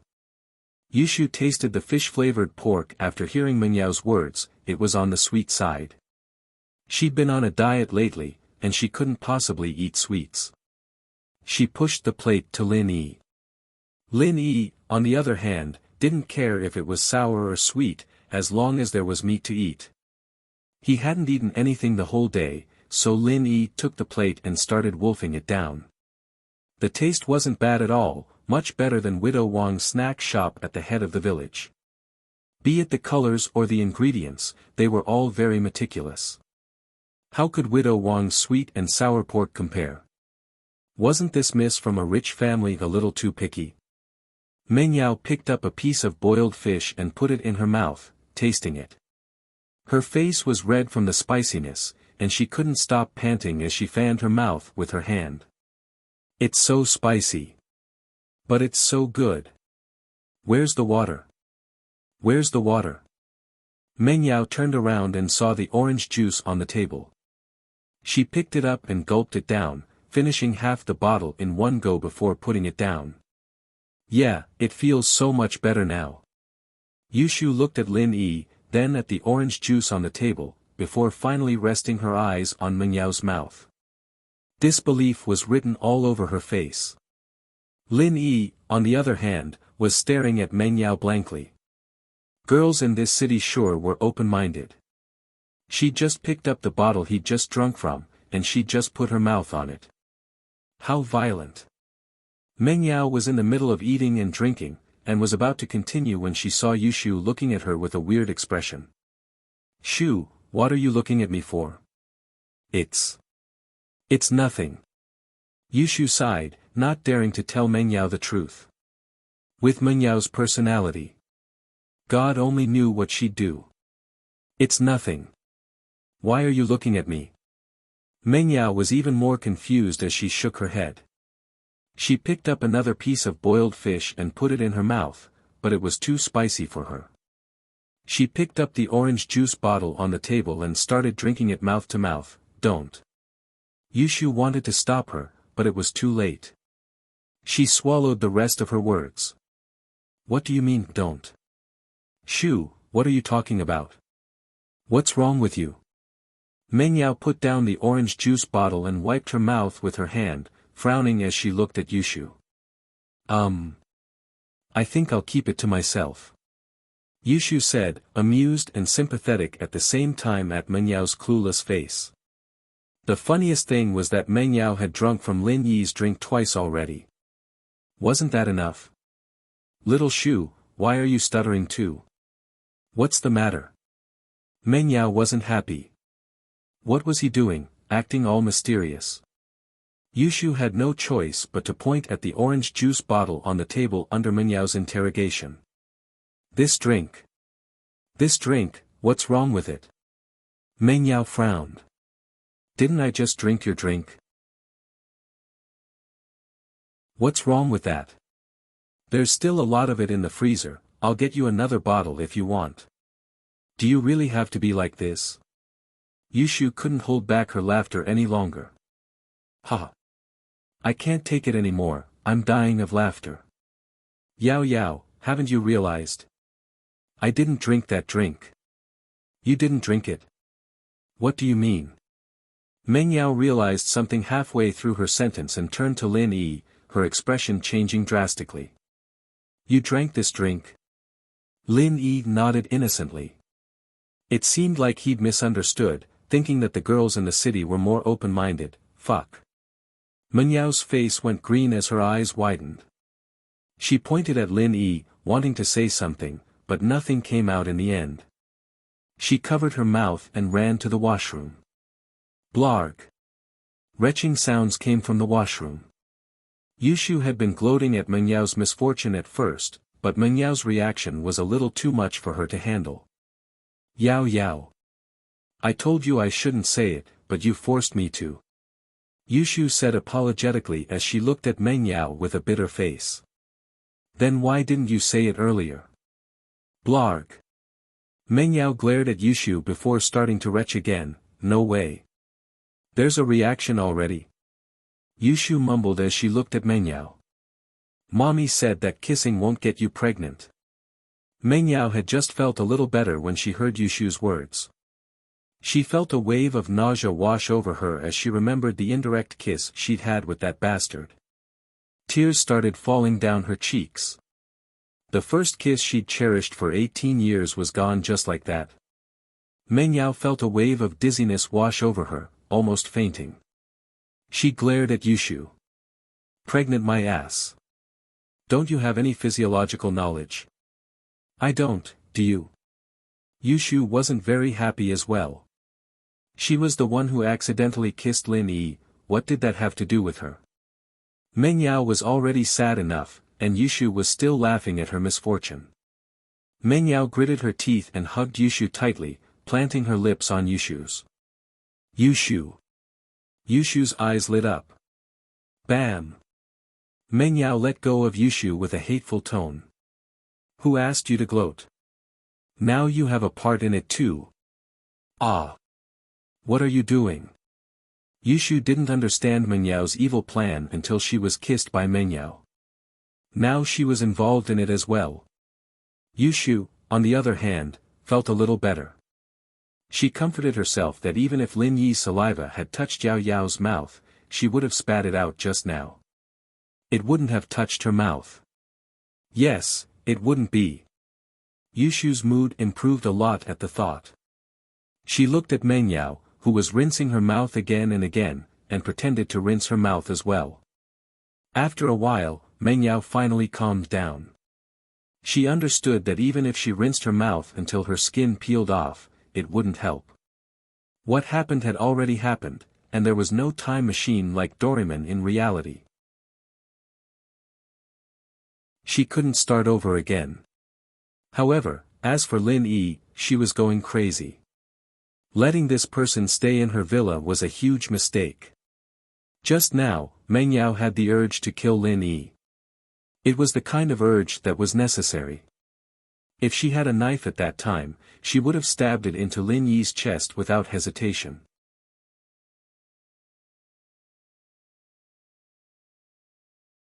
Chapter 12. Chapter 12, Adventure in the Cave, Part 1. Yushu followed behind Meng Yao, making a face at Lin Yi before giving him a glare. She then hurried up the stairs. Is there a need for such a big reaction? Lin Yi shook his head as he looked at the food on the table. It seemed like the girls couldn't come down to eat anymore, it was all going to be his. With that, Lin Yi picked up his chopsticks and started gobbling down the 4 dishes and 1 soup like a tornado. Meng Yao fell onto her bed after getting back to her room. She felt really sad and wronged. Why? How could her first kiss be gone just like that? It'd be fine if it was a handsome guy, but it had to be a country bumpkin like Lin Yi. Shoo, tell me, why am I so unlucky? Meng Yao couldn't help but cry out loud. She didn't want to embarrass herself in front of Lin Yi, so she held back her emotions and didn't make a sound. Now that there was only her and Yushu left, she couldn't care less anymore. Lin Yi was there, and Meng Yao didn't want to make a fool out of herself. Alright, Yao Yao, don't be sad. It's a good thing it was an indirect kiss, not a direct mouth-to-mouth kiss. He didn't take advantage of you, did he? Yushu thought. At most, you ate some of Shield Bro's saliva, but he didn't get to eat your saliva. Yushu's words made Meng Yao feel even more wronged. She would have accepted it if they'd really kissed, but Lin Yi didn't get to take advantage of her at all. He wouldn't feel sorry for her, but she was the one who was unlucky. No, I've made up my mind. I'll tell my dad tomorrow that I'll be the only one in this house. Meng Yao said hatefully. I have to. Meng Yao was exhausted from all the crying and vomiting. She grumbled for a while before falling asleep. Yushu shook her head as she laid down beside Meng Yao. It was just a little saliva, it wasn't a big deal. It wasn't like she'd get pregnant, did she? After the meal, Lin Yi was prepared to be scolded. It couldn't be helped, since he was of a lowly status. If this was the old society, he'd be a servant, and if he pissed off the miss, he'd probably be punished. However, after waiting for a long time, no one came down. Lin Yi cleaned up the lunch boxes on the table and returned to his room. It was already 9, and Meng Yao and the others were probably asleep by now. After washing his face and brushing his teeth, Lin Yi locked the door and sat on the bed to practice the art of dragon mastery. The origin of this cultivation technique was very special. He had found it in a cave. He remembered that it was when he was 8 years old. On a full moon night, the old man called Lin Yi to the top of the West Star Mountain to test his recent progress in martial arts. Lin Yi didn't understand why the old man called him to the top of the mountain to test his martial arts in the middle of the night, but under the old man's constant pressure, Lin Yi obediently went to the top of the mountain with the old man. However, after 2 moves, Lin Yi clearly felt that something was wrong. The old man wasn't testing him, he was killing him. Lin Yi was about to say something when he felt a huge force on his butt. The old man had kicked him down the valley with a vicious kick. Lin Yi only felt the wind whooshing in his ears, and he felt like he was flying in the air like Ultraman in an anime. After a long time, Lin Yi fell heavily on the ground with a bang. Lin Yi felt like his bones were about to fall apart. Although the old man had soaked his body in traditional Chinese medicine every day since he was 3 years old to improve his bones and physique, falling from such a high mountain still made Lin Yi dizzy and faint. Looking at the direction where Lin Yi fell, old Lin shook his head and sighed. Lin Yi, it's not that I'm cruel, but it's a once-in-a-lifetime opportunity. The cave door only opens once every 5 years on the mid-autumn full moon. If you don't go in this time, you'll miss the best age for training. Lin Yi didn't know how long it had been before he woke up, cursing old Lin a couple of times for not being nice to him before getting up. There was no helping it. There was no point in cursing at this time. Lin Yi first checked his body and found that there was nothing wrong with it before standing up. However, the scene in front of him shocked Lin Yi. In front of him was a huge mountain gate with a simple design but a majestic aura. The vermilion paint glistened under the moonlight, and the golden door knocker on it gave off a dazzling brilliance. This was like the residence of the gods in the myths. On top of the giant door, there was a plaque with 4 words written on it, Xianyuan Cave Mansion. What is this place? Lin Yi's breathing became a little rushed. He had lived in West Star Mountain for many years, but he had never heard of such a place at the bottom of West Star Mountain. Although Lin Yi didn't know why he stumbled here, and how the old man coincidentally kicked him to the cave door, Lin Yi had a familiar feeling. It was a feeling of déjà vu, as if he had been here before in his dreams. But, no matter how hard he racked his brain, he couldn't remember when he'd been here. Lin Yi stood still and subconsciously walked in the direction of the mountain door, as if there was some force pulling him. When he came to the cave door, Lin Yi subconsciously used his hand to push the door. Unfortunately, the cave door didn't move at all. Lin Yi frowned and pulled hard on the cave door, but the cave door still didn't move. Just as Lin Yi was about to turn around and leave dejectedly, something strange happened. Lin Yi realized that the originally closed cave door was slowly opening. At that time, Lin Yi was shocked, thinking that someone was coming out of the cave. He quickly dodged to the side and stared at the cave door. However, Lin Yi waited for a while and didn't see anyone coming out of the cave.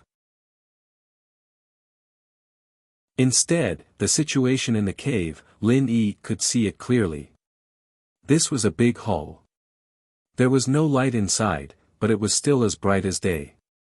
He didn't know what was used to emit such a dazzling brilliance, illuminating the entire hall. The strange scene in front of him made Lin Yi open his mouth in shock. Other than shock, there was no other word to describe Lin Yi's feelings at the moment. After confirming that there were no living creatures in the hall, Lin Yi carefully walked towards the open stone door. With every step, Lin Yi looked around vigilantly until he was sure that there was no danger, then he continued to walk forward. However, that was also because Lin Yi was still young at that time, and he was more curious about things. If it was the current Lin Yi, perhaps he wouldn't be so impulsive.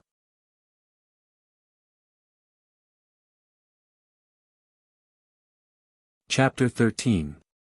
Strange Encounter in the Cave, Part 2. Finally, Lin Yi passed through the stone door and stepped into the main hall.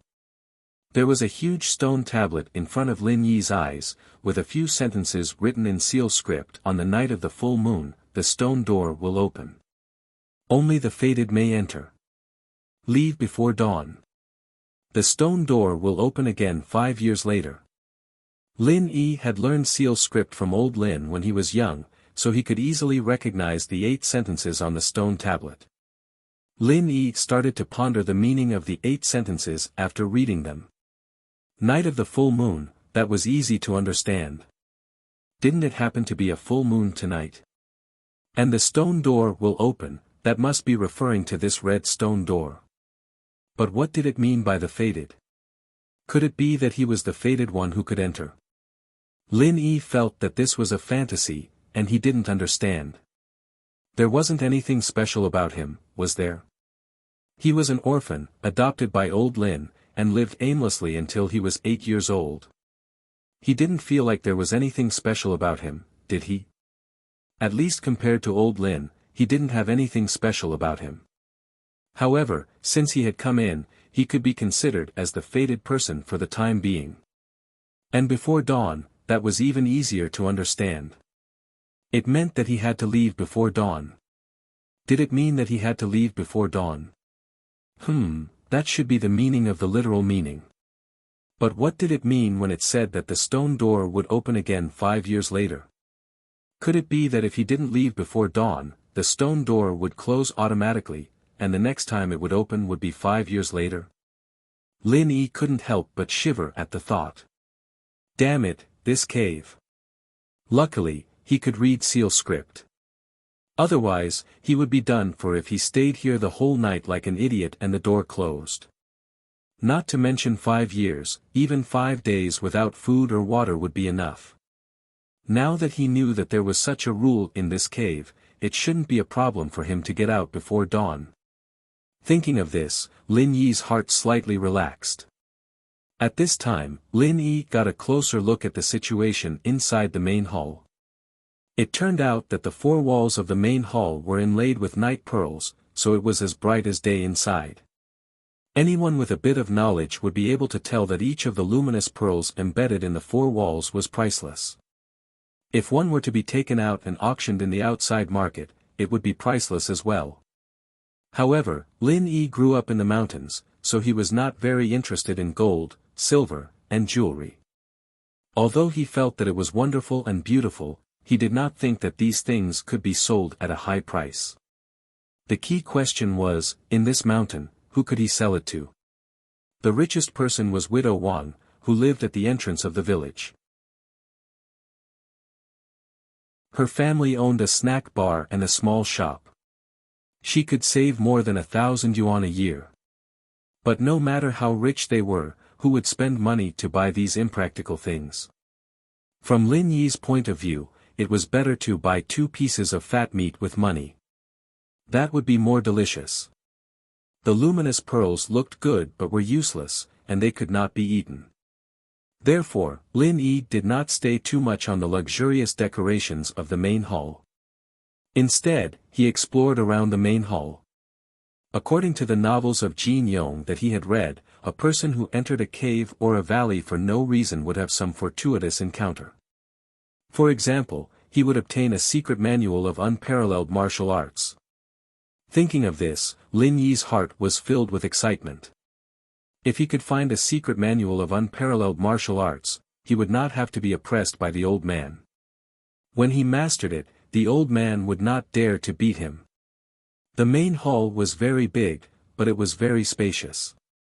Other than the magnificent decorations on the 4 sides, there were only 2 buildings in the middle of the main hall. One of them was the stone tablet that Lin Yi saw when he entered. And behind the stone tablet was a high platform. The high platform was very similar to the altar used for sacrificial ceremonies in ancient times. It also looked like a place where important things were placed in a sect. In short, it seemed to be from a very long time ago. At least in modern times, similar buildings would not appear. Lin Yi did not think much about it. He ran up the high platform in a few steps. At the top of the high platform, he saw a small antique wooden box. Lin Yi's heart was suddenly excited. Could this be something like a scripture box? Lin Yi carefully picked up the box. After holding the box in his hand, Lin Yi immediately jumped down from the high platform and hit his body. He heard that there were often hidden mechanisms on these ancient buildings. If he touched the treasure of others and some mechanism was activated, then he would be screwed. However, after waiting for a long time, Lin Yi did not see anything special happening. Only then did he secretly let out a sigh of relief. Lin Yi was not in a hurry to open the box. After all, the stone door of the cave would be closed before dawn. The box could be opened when he returned home. Now, Lin Yi decided to use the remaining time to explore this cave again. Bypassing the high platform, Lin Yi was surprised to find that there was actually a stone door behind the high platform. And next to the stone door, there was another small stone tablet. On it, there were also 8 sentences written in seal script. Each sentence had 4 words, just like the stone tablet that he saw when he entered the door before. Lin Yi was surprised and quickly read it carefully. After 5 years, the divine art will be completed. You can only enter by hitting the door with your palm. If you don't get what you want, the divine art will not be completed. Wait another 5 years and come back to test it. After reading these 8 sentences, Lin Yi was suddenly confused. What does, after 5 years, the divine art will be completed, mean? Could it be that in the box in my hand, there really is a martial arts secret manual? When I have mastered it, I can just hit the door with my hand and the door will open. Thinking of this, Lin Yi casually pushed the door. Unfortunately, the stone door did not move at all. In that case, the last 4 sentences were easy to understand. If you don't get what you want, the divine art will not be completed. Wait another 5 years and come back to test it. What it meant was that if he could not open the door, it meant that his martial arts practice was not good enough. He needed to wait another 5 years, and when the stone door opened again, he could come back to test it. Looking at the stone door in front of him that could not be opened, Lin Yi suddenly felt a little itchy.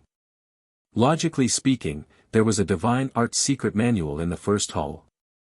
In the hall behind the stone door, there must be more precious things hidden. However, Lin Yi also understood that with his current ability, it was impossible to open the second door. At best, he was just a fated person. It was already a coincidence that he could open the first stone door and enter this hall.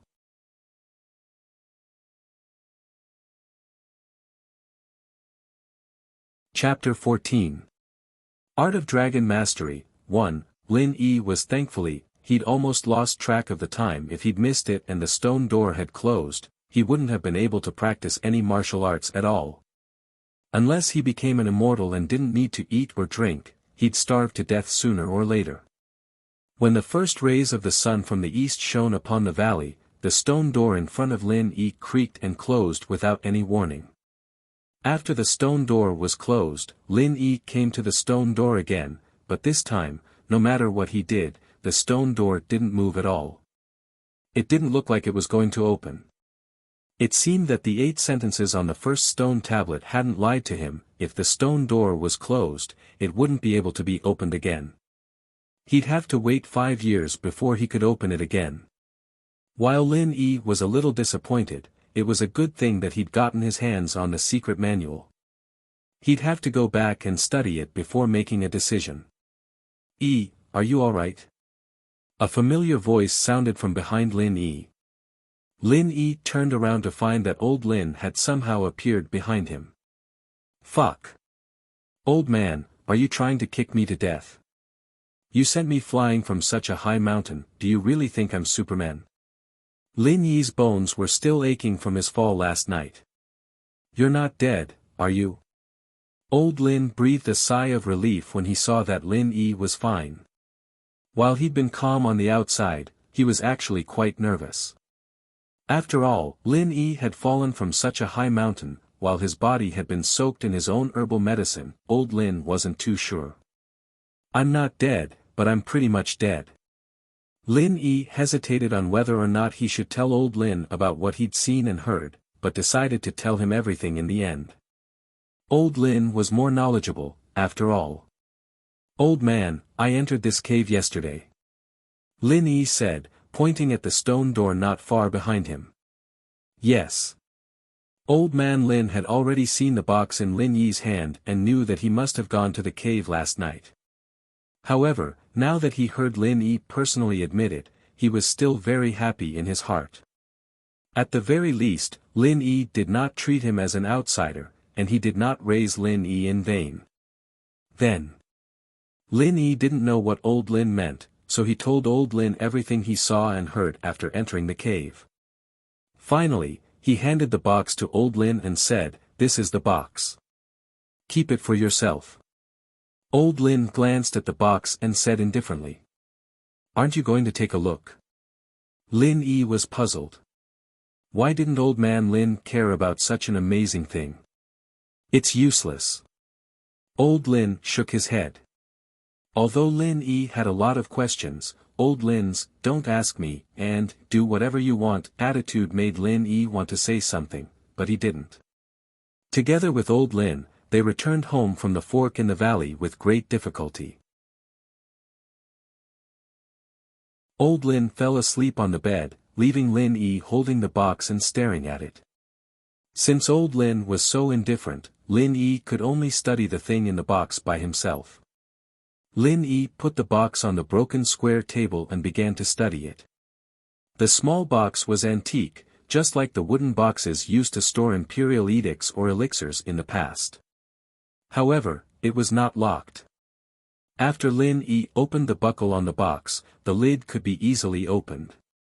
Lin Yi's eyes widened, and his breathing began to quicken.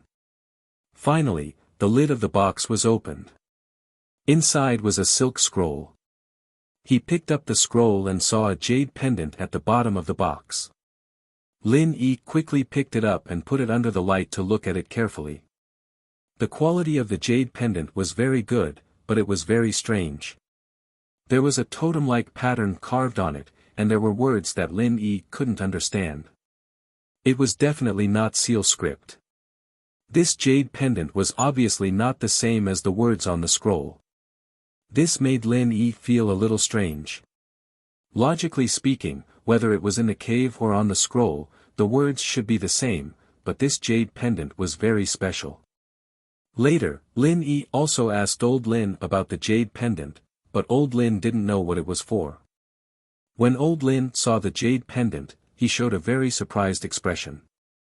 This expression was even more surprised than when he saw Lin Yi take out a box from the cave. Later, Lin Yi could only rely on his own deduction to guess that this jade pendant was used for training, so he always wore it on his body. Lin Yi carefully opened the scroll, but he was slightly disappointed. The scroll was very thin, only a silk handkerchief. However, Lin Yi had read those martial arts novels, and he understood that the powerful secret manuals did not depend on the number of words. Mei Chaofeng's 9 white bone claw could be written on a piece of human skin. Therefore, Lin Yi still read the scroll with a very hopeful attitude. The words, Art of Dragon Mastery, were immediately reflected in Lin Yi's eyes. The same words, the same as the words on the stone tablet in the main hall of the cave. However, under the title of these words, there was a line of small words, First Stage, Heavenly Silkworm. Then came the main text, Mortals are like ants, how can they change the great Tao, and control the world? Lin Yi quickly scanned the main text. The first stage was divided into early, middle, and late stages. However, on this page, there was only the first stage of the Art of Dragon Mastery. Of course, Lin Yi would not be stupid enough to think that the Art of Dragon Mastery was only the first stage. Since there was a first stage, there must be a second and third stage. As for where the rest of the scrolls were, Lin Yi did not know. Perhaps it was in the stone door at the back of the main hall, or perhaps somewhere else. Everything had to wait until he completed the first stage of the Art of Dragon Mastery before he could make any other plans. Although the introduction of the Art of Dragon Mastery was hard to understand, the process of practicing it was very detailed, and there was even a diagram of the human body's acupuncture points for reference. This was not a difficult thing for Lin Yi, who had been practicing martial arts since he was a child. At this moment, Lin Yi did not think too much about it, and began to practice the first stage of the Art of Dragon Mastery, the Heavenly Silkworm Scroll. It was precisely because Lin Yi was still young that he did not have any reservations, and thought that he could defeat Old Lin if he practiced a more advanced martial art. From the start, he did not even consider whether practicing this would conflict with his current martial arts, or whether it would cause him to go berserk.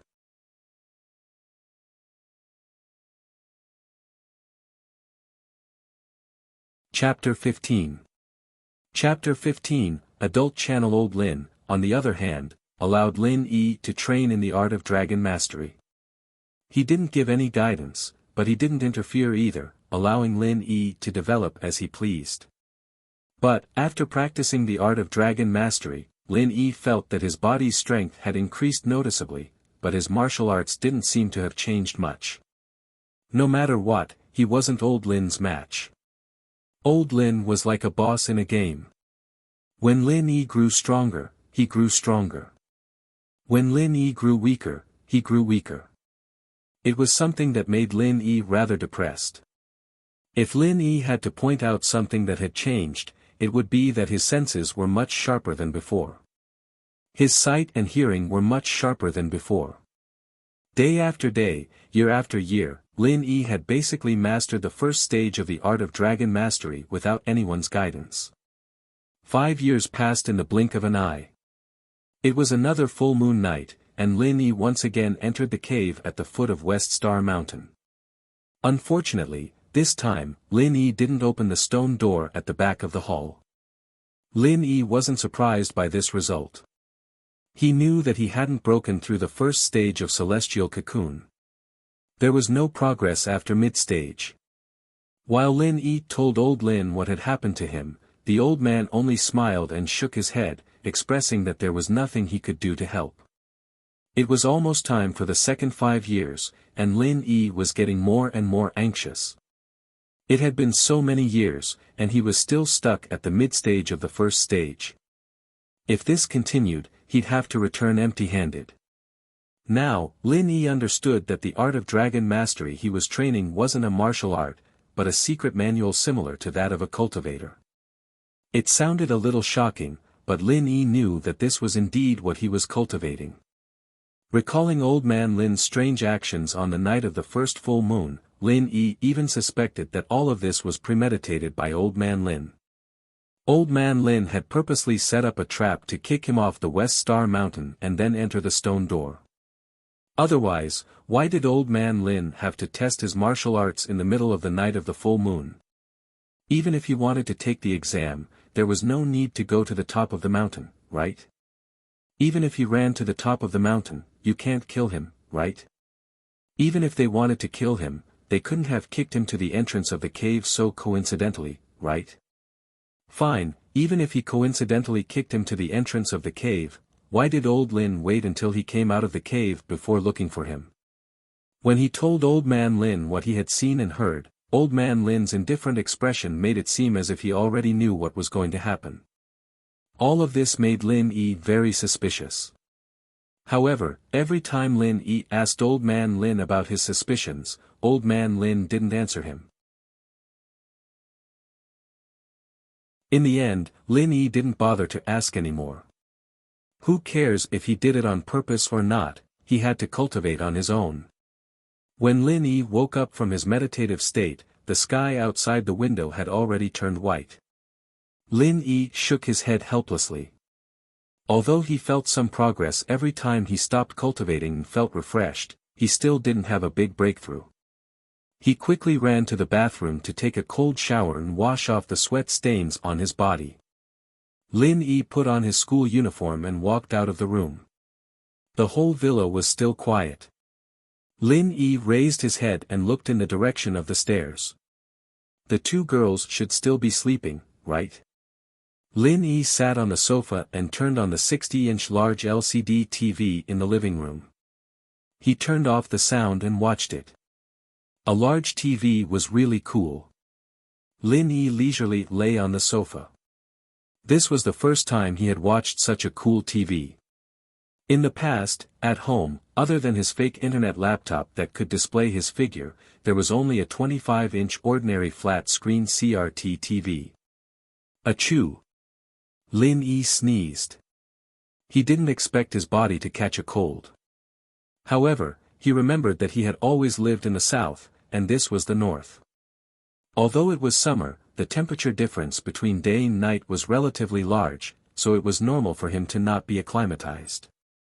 Lin Yi casually took out 2 pieces of tissue from the box on the coffee table, wiped his snot, and threw them aside.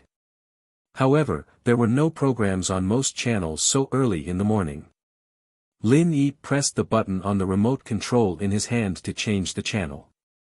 However, after pressing it for a long time, there was no response from the TV. It was still the image of Earth with no programs. Fuck, this remote control can't be out of battery, right? Lin Yi cursed in his heart, but then he thought about it.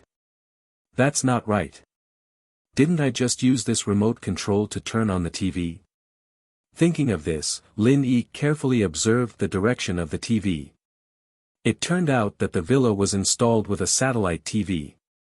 It needed the remote control of the satellite TV box to change the channel, and the remote control of the TV could only control the power and volume. Although Lin Yi came from the mountains in the countryside, because old Lin bought him a fake internet laptop, he had some understanding of some technology and knowledge outside through the internet, so he wasn't too illiterate at this time.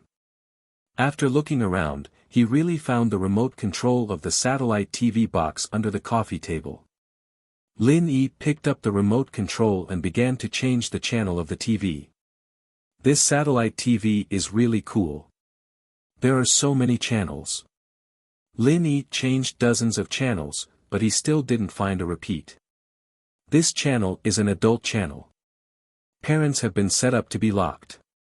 Please enter the password. The default password is 000000. When Lin Yi changed the channel, this line of notification appeared on the TV. No way. These two girls have adult channels in their house. Lin Yi had heard that Big Pot could be used to watch some adult programs, but he had never seen one in real life. Although Widow Wang's house also had a satellite TV, the only channels she could watch were the free satellite TV stations. Adult channels like this were impossible to watch. Lin Yi's heart itched. He didn't know if it was the password set by Chu Pengzhan, or was it Miss Meng Yao? Or was it Yushu? Yes, it was very possible. That girl looked like a slut, and her words were quite avant-garde. Lin Yi thought lustfully.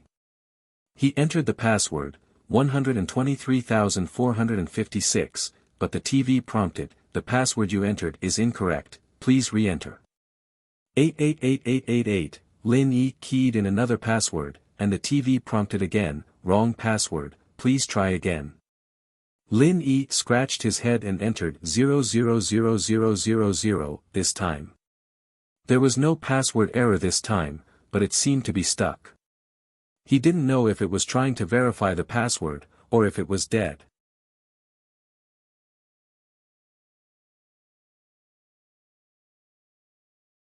Chapter 16. Caught in the act. It was a rather famous AV actress in Japan, Hamasaki something. Lin Yi couldn't remember her name, but she was a voluptuous, big-chested girl. Lin Yi had seen her videos before, and it had left a deep impression on him. What Lin Yi didn't expect was that the password was the initial password. It was written clearly on the TV, and yet he was still trying it out.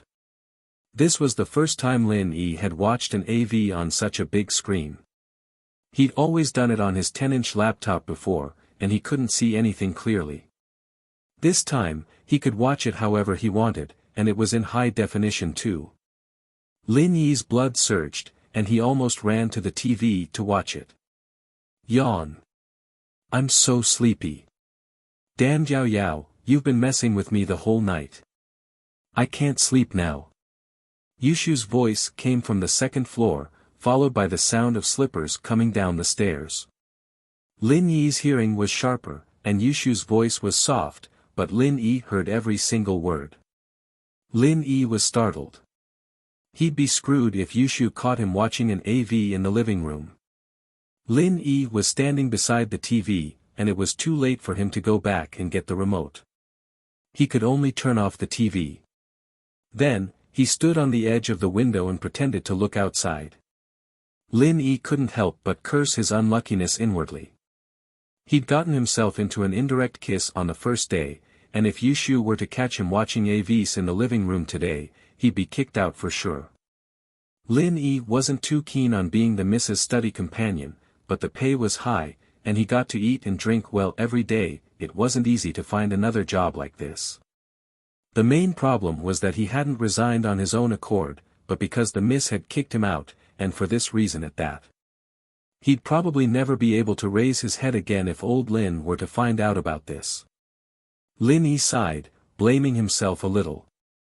Why did he have to try out the initial password for no reason? But it was Meng Yao's fault. Didn't she know how to change the password? Ah! Yushu jumped in fright when she saw someone standing by the window. She almost screamed out loud, but luckily she reacted fast enough to cover her mouth when she remembered that Meng Yao had just fallen asleep. What are you doing here so early in the morning? Yushu, too, realized that the person standing there was none other than Lin Yi, the one who'd caused Meng Yao so much trouble for the entire night.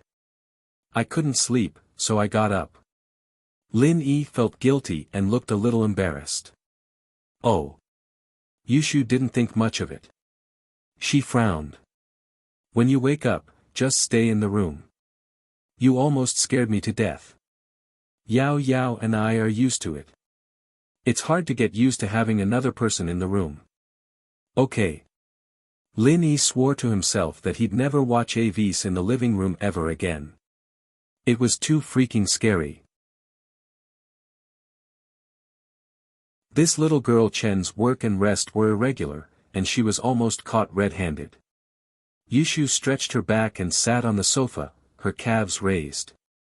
It was a tempting sight, but Lin Yi didn't dare look too long. His blood was already boiling from watching AVs, and his lower body was still very stiff.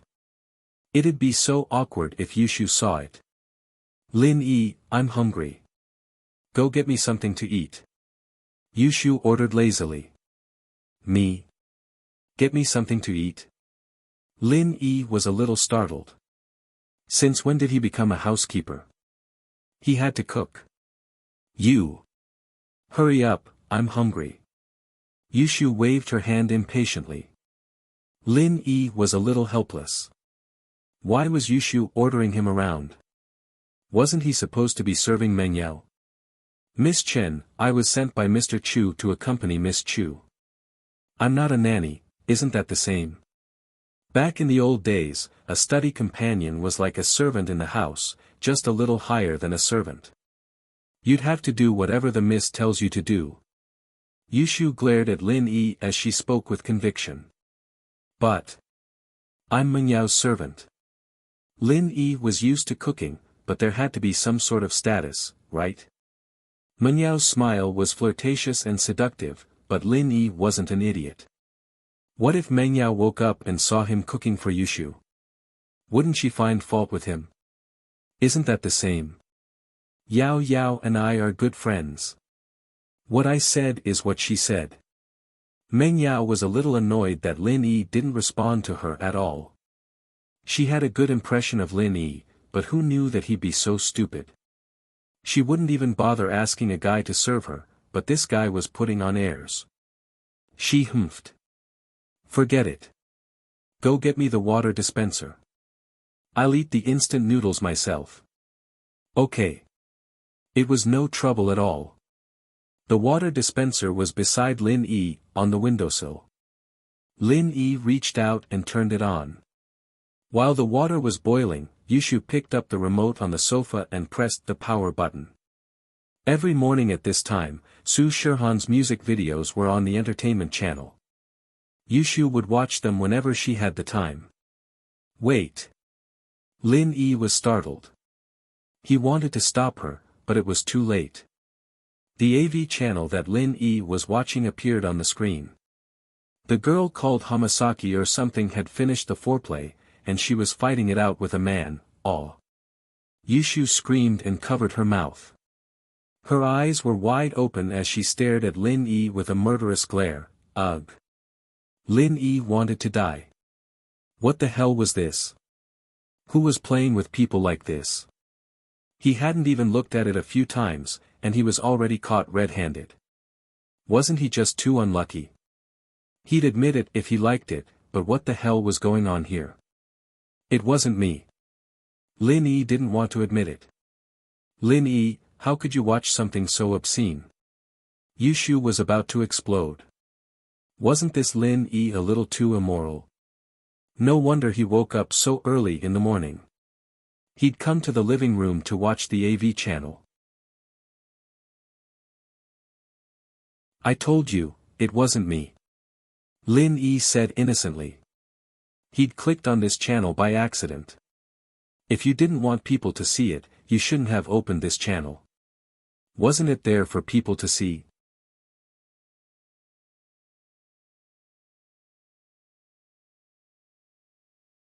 Chapter 17. Injustice, Part 2. Lin Yi wasn't expecting Yushu to remember it that clearly. There was no point in denying it now. He lowered his head and admitted it. Alright, it's an accident, I keyed in a random password out of curiosity. I didn't think I'd get into this channel. I didn't watch it, I turned it off when I saw it was this channel. Really? Yushu, naturally, didn't believe him. She looked at Lin Yi suspiciously. Of course it's true. Lin Yi said with a wronged look on his face. He was basically telling the truth. Humph. Yushu humphed coldly. She didn't want to argue with Lin Yi on this topic either. She picked up the remote from the coffee table and was about to change the channel when her eyes stopped on a ball of toilet paper on the coffee table. The toilet paper wasn't wrapped tightly, and there was some sort of sticky liquid inside. What's this? Yushu's face went green as her voice started shaking. Good, Lin Yi, you're actually in Yao Yao's house, watching porn videos and doing something so despicable. What's wrong with me? Lin Yi blinked as he followed Yushu's line of sight to the coffee table. He remembered something when he saw the ball of toilet paper he'd used before. Fuck, it couldn't be that unlucky, could it? Lin Yi knew that Yushu must have misunderstood the situation, that ball of toilet paper, that sticky thing, and the AV video he'd watched. It was only natural that people would suspect something. Lin Yi felt like he'd been wronged. What the hell was going on? Yushu. Don't get the wrong idea. I've just come to the north, and I'm not used to the climate here.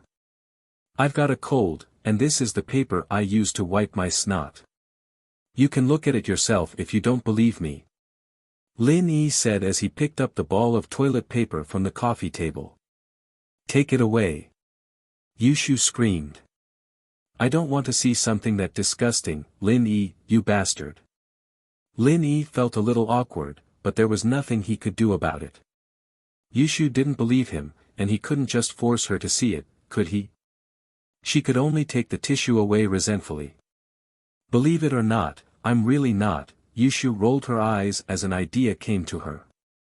I've changed my mind. I don't want instant noodles anymore. Go cook for me. Huh? Lin Yi was stunned and asked, why? Because I have your secret in my hands. If you don't go, I'll tell Uncle Chu that you've been fucking in front of the TV at home, scaring both Yao Yao and me. Yushu smiled evilly. A few black lines appeared on Lin Yi's forehead. He was wrongly accused. But how was he going to reason with this matter? If the old man found out, his life would be over. Lin Yi took 2 deep breaths and gritted his teeth. You win. Ruthless? Not as ruthless as you. You can even do something so shocking. Yushu didn't back down at all. Lin Yi was a little speechless. Although he admitted defeat, he didn't forget to take revenge on Yushu. But, do you dare to eat the food made by my hands? Oh, no problem. The book said that it's all protein, and eating it will make you look good. Yushu said nonchalantly. Lin Yi was completely speechless this time. Yushu was much harder to deal with than Mengyao. Mengyao hated him at most, but this girl was thinking of ways to mess with him. However, what surprised Lin Yi was that Yushu seemed to be a different person now. She just said that it was disgusting and told him to take the tissue away, but now she said that she ate beauty food. What do you want to eat? Lin Yi asked. Anything is fine. I don't know what's in the kitchen. Go take a look. Yushu shifted her body into a more comfortable position, lying on the sofa seductively, her smooth calves peeking out of her pajamas. She was even swaying back and forth, causing some parts of Lin Yi's body to start reacting again. Okay. Lin Yi was afraid that Yushu would notice his embarrassment, so he walked towards the kitchen with his body bent. He hadn't even taken 2 steps when Yushu called out to him. Shield bro, what's wrong? Why do you have to learn? Yushu saw that Lin Yi was bending his body, but when she saw Lin Yi's lower body, she immediately understood what Lin Yi was doing. She blushed and turned her face away. So dirty. Lin Yi didn't bother explaining. Since he'd been discovered, he straightened up and walked towards the kitchen. Yushu looked at Lin Yi's back, a sly smile on her face. Did he think that Miss Lin was an idiot? Didn't he know that it was snot? She'd learned about it in health class in school. It was milky white in color, and had a special smell to it that could be smelled from afar. Yushu hadn't smelled semen before, but she'd been sitting on the sofa for so long that she hadn't even noticed the toilet paper in front of her. Evidently, there wasn't any special smell to it. Most importantly, it was said on the internet that a man's lower body would become soft after doing it, and the way he was doing it just now didn't look like he was venting at all. But Yushu, of course, wouldn't tell Lin Yi about this. She'd use this as leverage to blackmail Lin Yi. Let's see if he'd dare disobey her next time. Having a free follower was great. Yushu smelled the aroma coming from the kitchen, and felt that her decision had been a wise one. Lin Yi was surprised when he entered the kitchen. The facilities here were quite good, much better than the big stove he had back in the village. Everything was so modern. He saw a cute little apron hanging on the wall. It was a SpongeBob SquarePants pattern, but it looked very new. It shouldn't have been used much. Thinking about it, these two girls were well taken care of. It was impossible for them to cook by themselves. Lin Yi put the apron on and started looking for ingredients in the kitchen. There were tomatoes, spinach, celery, and some other vegetables in the cabinet. There were also some eggs, but the amount was small. Faubert probably prepared it for Meng Yao just in case. He didn't know if Meng Yao would cook for him or not, but as Pengzhan's most trusted person, Faubert would naturally take everything into consideration. He looked at the staples. There was flour and rice. Lin Yi planned to make some noodles with the flour and make some plain noodles. He was hungry anyway.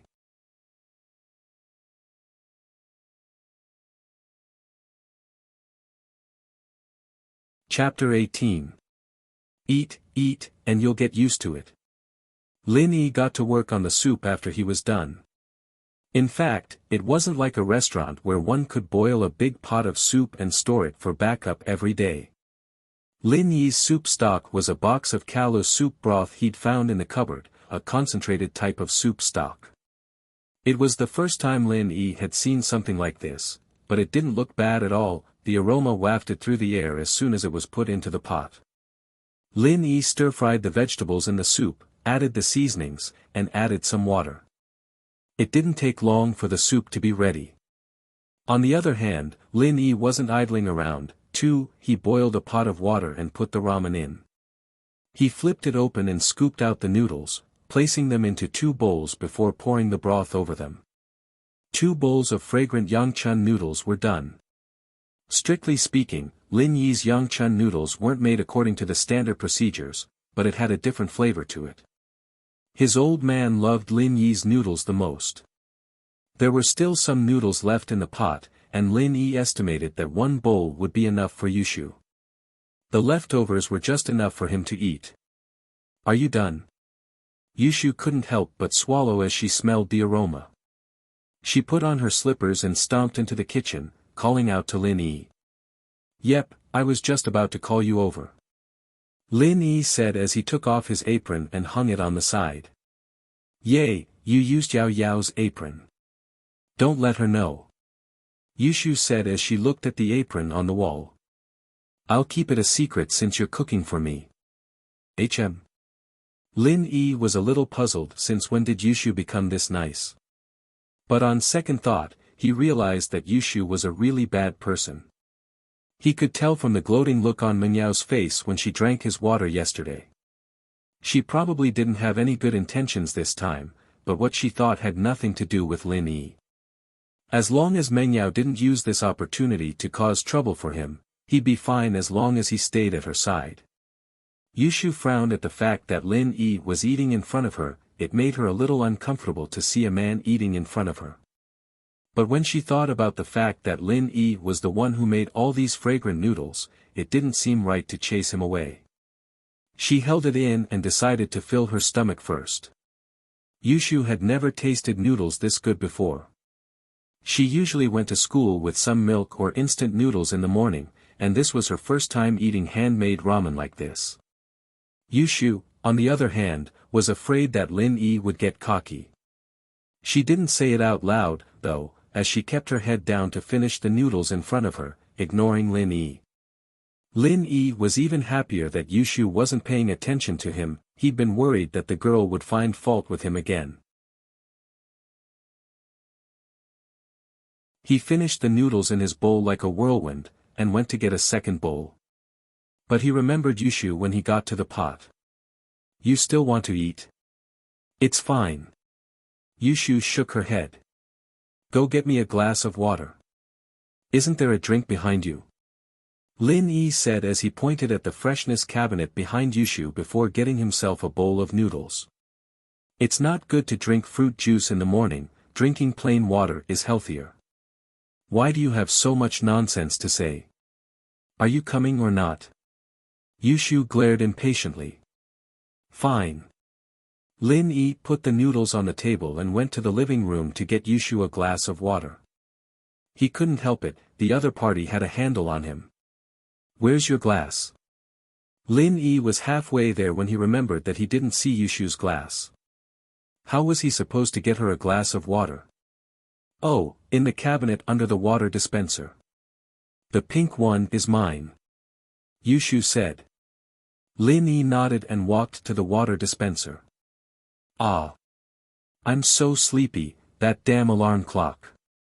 Meng Yao yawned as she walked downstairs in a daze.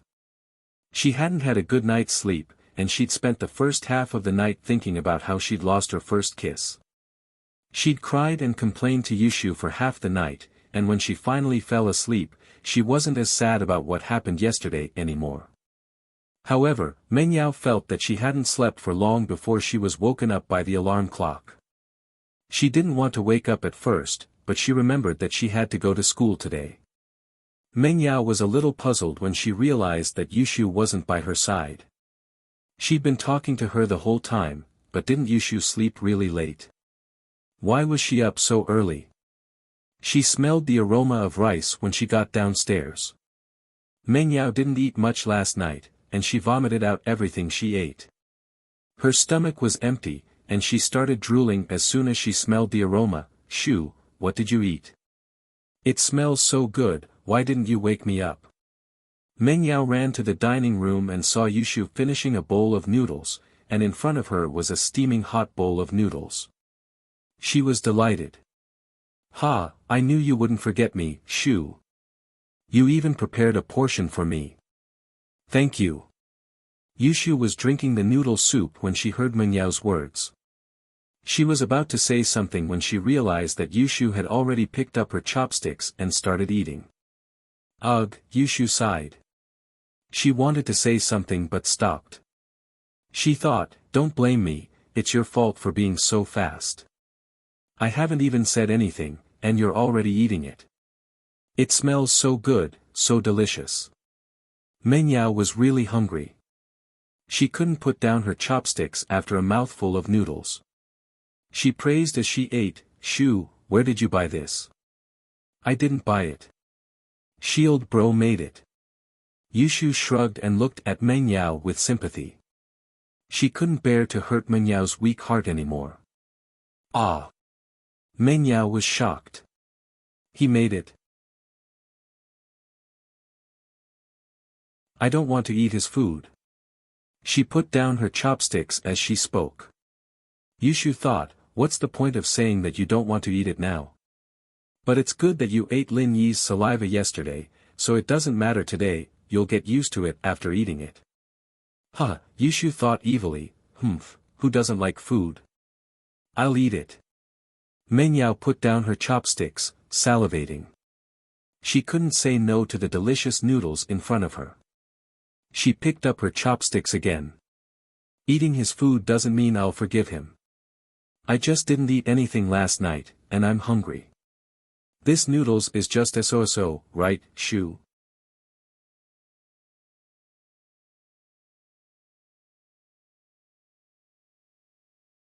Chapter 19. Chapter 19, Wait, your water. Lin Yi made his way back to the dining room after pouring some water, only to find Meng Yao sitting in his seat, eating his noodles. Hey, Shu said the noodles you cooked for us were really good. Yushu turned around and took the cup of water from Lin Yi, glaring at him as if telling him to shut up. Oh. Lin Yi nodded, understanding what Yushu was getting at. He wasn't full yet, he should have cooked more if he'd known. What are you doing standing here? I can't eat with you standing here. Meng Yao hadn't noticed the little action between Lin Yi and Yushu, and frowned when she saw him standing there. Meng Yao wasn't used to letting men watch her eat.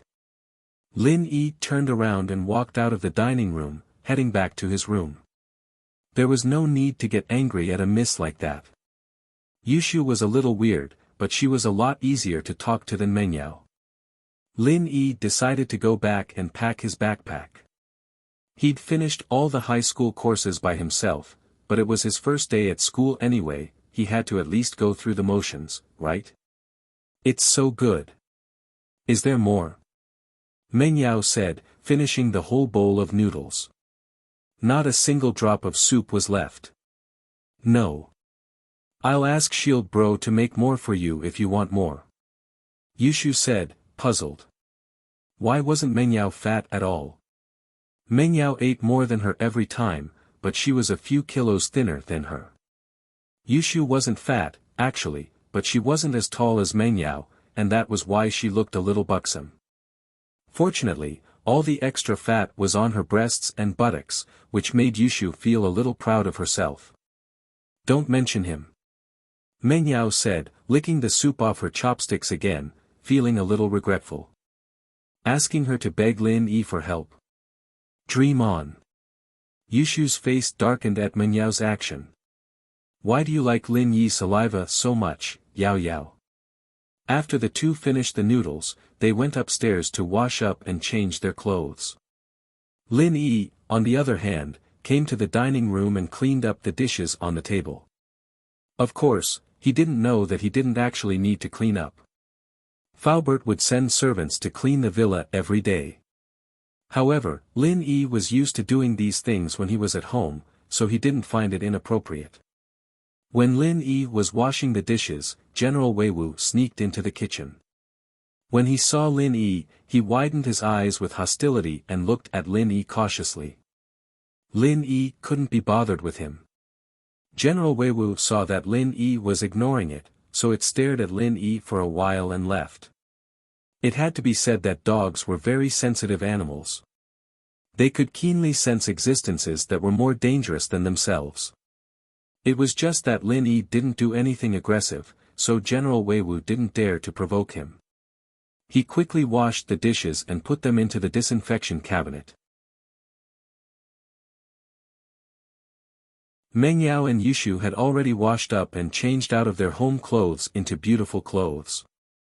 Although the school had a rule that all students should wear uniforms to school without any special circumstances, very few people followed this rule, especially high schoolers.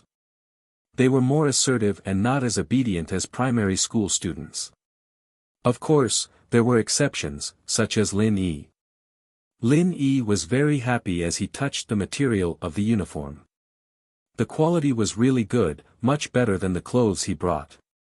So, to Lin Yi, this was the best piece of clothing he had. Lin Yi had worn a lot of high-end clothes when he went out with old Lin, but the old man always said that they were rented, and that he'd return them after the trip. At 7 sharp, Faubert's car appeared in front of the villa.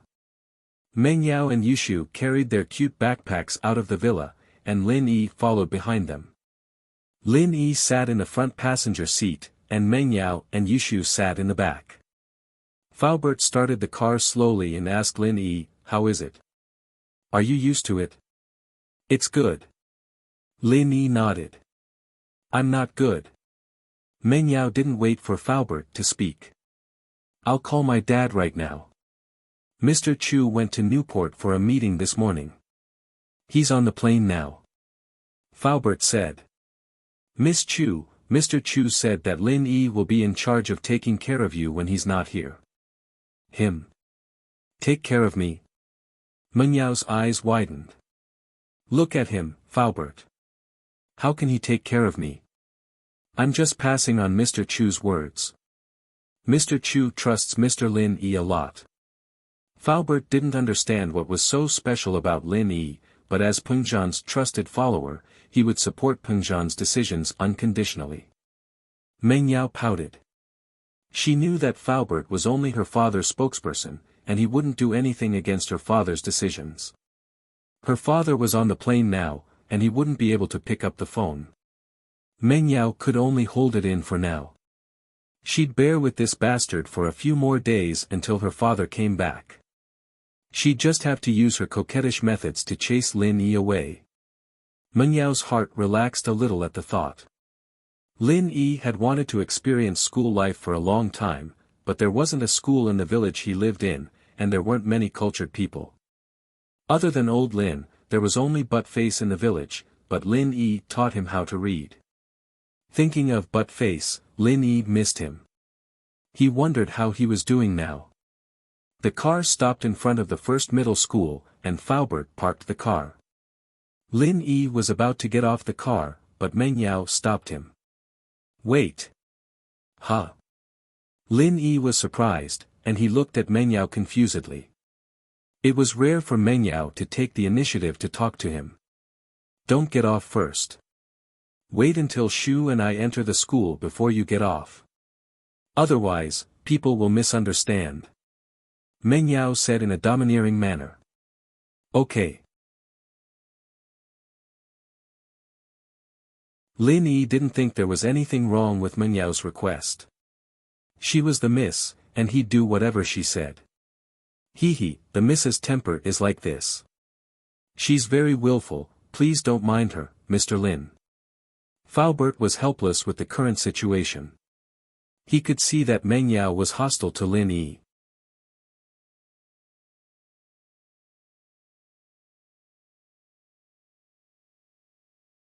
Chapter 20. Chapter 20, The Director's Braid. This was the question Lin Yi had been thinking about since yesterday. Rather than a study partner like him, Peng Zhan might as well have hired a high-level tutor for Meng Yao. Besides, with Meng Yao's status, grades weren't that important anymore. She'd get into a university no matter what, and even if she didn't make it, she'd still be able to get into one of the top universities with Peng Zhan's connections. You saw it too. Faubert wasn't expecting Lin Yi to think of these things so quickly. So that's how it is? Lin Yi asked. I don't really understand what Mr. Chu means, actually. Faubert sighed. I'm the closest person to Mr. Chu, but some of his deeper meanings aren't something I can understand. Lin Yi rolled his eyes at Faubert's pointless explanation. But Mr. Chu told me to tell you to take good care of the miss and not think too much about it. Faubert repeated Peng Zhan's words to Lin Yi. Give her as much love as you can. She's been lacking love since she was young. Lin Yi was speechless. What the hell was this family doing? Lacking love? He could give her love. What kind of joke was this? Lin Yi hadn't seen Meng Yao yesterday, and he didn't like the idea of Peng Zhan looking for a son-in-law at all. But after seeing the young and pretty Meng Yao, he realized that it wasn't that bad after all. But would Meng Yao even fall for him? She'd hate him more than enough, wouldn't she? Still, Lin Yi didn't say much to Faubert. He only nodded and got out of the car. Did you find out who that laborer was? Qin Liang asked with a frown as he rubbed his swollen butt. The man was the reason he hadn't been able to lie down and sleep the whole night.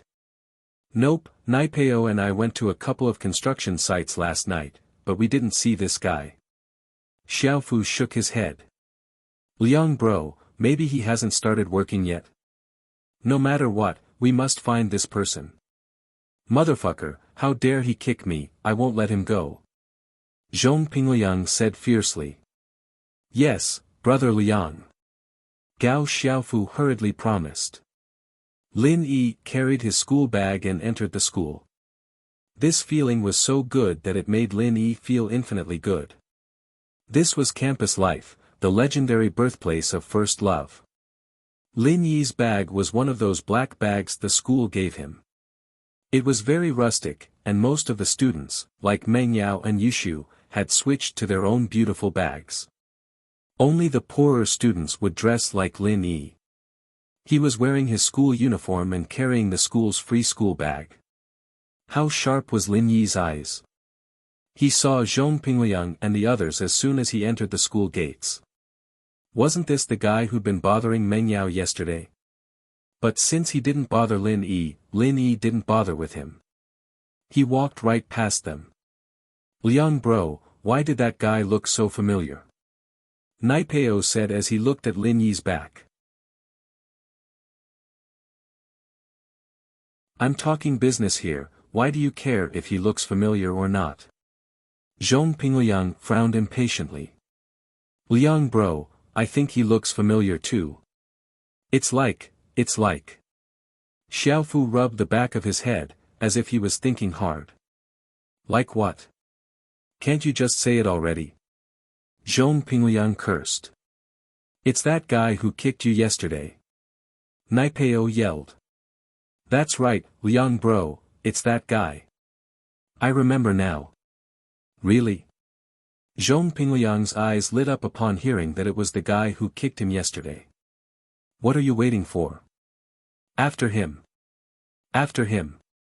Xiaofu and Naipeo chased after Lin Yi. Lin Yi took his file to the school's dean's office. Peng Zhan had arranged everything beforehand, and he only needed to report himself. Lin Yi knocked on the door, but no one came to open it for him. He looked at his watch, it was 6:45, and classes started at 8.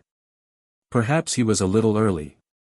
With that in mind, Lin Yi leaned against the door, waiting for the dean to arrive. Ah! Ah! A soft moaning sound entered Lin Yi's ears. Lin Yi's hearing had become extremely sensitive ever since he started practicing the art of dragon mastery. He couldn't say that he had clairvoyance, but he could at least hear a lot of sounds that others couldn't. Lin Yi frowned as the sound came from the dean's office. Wasn't there no one here? But Lin Yi seemed to have understood something, and smiled faintly. At 8 sharp, the door to the dean's office opened, and a charming woman in her 30s carefully poked her head out of the office. She jumped when she saw Lin Yi. "What? What are you doing here?" Lin Yi found it funny. She was having an affair, so why did she have to make it so obvious? It would be strange if people didn't suspect it. "I'm looking for the dean," Lin Yi said faintly, not bothering to expose her. "Oh, the dean is inside." The woman tried to calm herself down and said to Lin Yi, "You can go in." Lin Yi nodded and walked into the office. A balding middle-aged man was sitting at the desk, looking like an old scholar. Lin Yi found it funny. What do you want?" Wang Jifeng didn't expect that a student would come in to look for him as soon as his lover went out. "I'm Lin Yi, here to report." Lin Yi took out his file and handed it to Wang Jifeng. "Oh, Lin Yi, I know." Wang Jifeng nodded. This student was personally arranged by the board of directors. How could he not remember? Wang Jifeng took Lin Yi's file and began to handle the formalities for Lin Yi. Soon, after stamping, Wang Jifeng stood up and said, "I'll take you to class." "Then I'll have to trouble you, Director Wang." Lin Yi said politely. Lin Yi also knew that the dean had a lot of power in the school. If he wanted to live a comfortable life in the future, he couldn't offend this person. Hee, it's my duty." Wang Jifeng didn't dare to be arrogant. After all, this student was arranged by the board of directors. Walking side by side with Lin Yi out of the dean's office, Wang Jifeng asked tentatively, "Did you just come?" "I've been here for a while." Lin Yi felt that there was no need to lie about these things. There were surveillance videos in the school corridors. If Wang Jifeng wanted to see it, he could go and see it directly. "Then you." Wang Jifeng wanted to say something but stopped. He didn't know what to say. It was all his fault for being impulsive. He had to do that thing in the morning. Now, he was caught by others.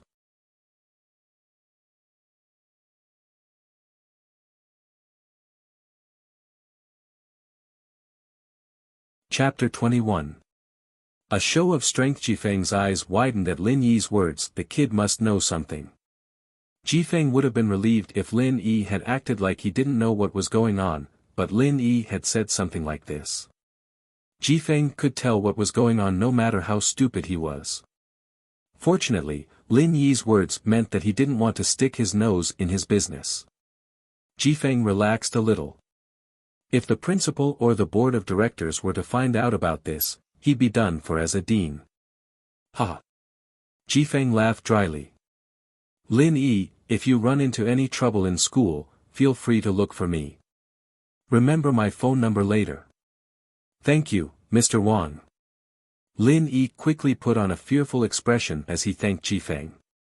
Lin Yi knew that his identity was a little special. He was here for Meng Yao, and it was only natural that he'd do something out of line. He couldn't go to Pengzhan and Faubert for help every time something happened, so he might as well use this opportunity to build a good relationship with Jifeng. It seemed like he'd achieved his goal. As long as he didn't go overboard, Jifeng would be able to take care of it for him. Lin Yi followed Jifeng to Class 5's classroom. Jifeng pushed the door open and waved at the homeroom teacher. This is the new transfer student, Lin Yi. Please arrange a seat for him. Pinliang's eyes widened when he saw Lin Yi. That's right, wasn't this the kid who kicked him yesterday? He, Gao Xiaofu, and Nai Peo had been chasing after him for half a day, but they'd let him slip away. Who would have thought that he'd come knocking on his door again?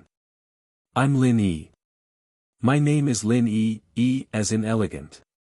After a brief self-introduction, the homeroom teacher arranged for him to sit at a single table at the back of the class. The homeroom teacher understood that Lin Yi had some sort of background, but it wasn't the right time to arrange seats at the start of the school year. The homeroom teacher couldn't do anything about it now, so he had to force Lin Yi to sit at the back for now. Lin Yi, however, wasn't too particular about his seat. He nodded happily and walked to the last row of the class. Meng Yao's head was lowered as Lin Yi introduced himself, and Yushu, on the other hand, stared at Lin Yi like a curious baby. It gave Lin Yi the creeps. This Miss Chen was even harder to deal with than Miss Chu. Pinliang shot a glance at Nai Peo, since Lin Yi had to walk past him to get to his seat. Nai Peo made an okay gesture at Pinliang, indicating that there was no problem. Lin Yi had noticed at the moment he entered the class, Pinliang was a student of 12th grade class 5 as well, and so he paid extra attention to him. All of his little movements after that naturally entered Lin Yi's eyes. When Lin Yi walked past Nai Peo, the latter raised his right leg, intending to send Lin Yi tumbling. Lin Yi smiled in disdain as he raised his leg to kick, but if he did, Nai Peo's bones would probably be fractured. It was Lin Yi's first day at school, and he didn't want to cause too much trouble. He stepped on Nai Peo's foot, causing him to yelp in pain. Ah! What's this? Lin Yi looked at Nai Peo, not knowing what was going on. Sorry, I stepped on your foot. Zhang Nai Peo, do you have a problem? The homeroom teacher, Miss Lu, knew what Nai Peo was like, but the kid had some background, and he hung out with Pinliang all the time. Miss Lu couldn't say much. It's nothing. Nai Peo's face was red from the pain as he shook his head, suppressing the numbness in his foot. Naturally, he wouldn't tell the teacher what Lin Yi did. That'd be too embarrassing. Pinliang was quite far away, so he didn't know what happened between Lin Yi and Nai Peo, but when he saw that Lin Yi was fine and Nai Peo was the one making a fuss, he looked at Nai Peo with a reproachful gaze. Nai Peo couldn't say it out loud, so he could only stare at Lin Yi, thinking that he'd get back at him after class. He didn't know if Lin Yi was doing it on purpose or not, since Lin Yi didn't even look at his feet when he walked. His apologetic attitude made it seem like he really didn't know what was going on, and that made Nai Peo very depressed. Lin Yi's seat wasn't too far from Meng Yao and Yushu, and he could see them as soon as he raised his head. It wasn't a bad choice, since he could keep an eye on the two at all times. After all, his main responsibility was to take care of Meng Yao, and he was paid to do so. It was Lin Yi's first day at school. He'd never been to a classroom before, and he'd only seen the classroom, the school, and the students in the classroom from the internet. Lin Yi opened his bag and took out his physics textbook. The first class was physics, and Lin Yi had confirmed it with the timetable. Today is Lin Yi's first day at school. I hope that everyone can take care of the new classmate. Also, I don't want to see anyone bully the new students. He's already a 12th grader, and I don't want anyone to be unable to graduate because of this. Miss Lu still had to warn Pinliang and the others. Pinliang, in particular, was known as one of the big four in school, and bullying other students was nothing out of the ordinary for him. Of course, Pinliang didn't seem to care about the warning. Lin Yi was flipping through his book when a small ball of paper fell on his desk. Lin Yi froze. This Zhang Naipeo couldn't be that bad, could he? Throwing a paper ball at him after getting stepped on. How was he at kindergarten level? Lin Yi raised his head to find Yushu looking at him with a smile on her face. Lin Yi felt a chill run down his spine. This wasn't the girl's doing, was it? Yushu pointed at the paper ball on Lin Yi's desk before turning away. Lin Yi paused as he looked at the paper ball on his desk, and then at Yushu's back. Was this the legendary passing notes? Man, it'd be great if it was a pretty and gentle girl passing notes to him. Yushu was just one of the few things that matter. She was pretty, but gentle was nowhere to be found.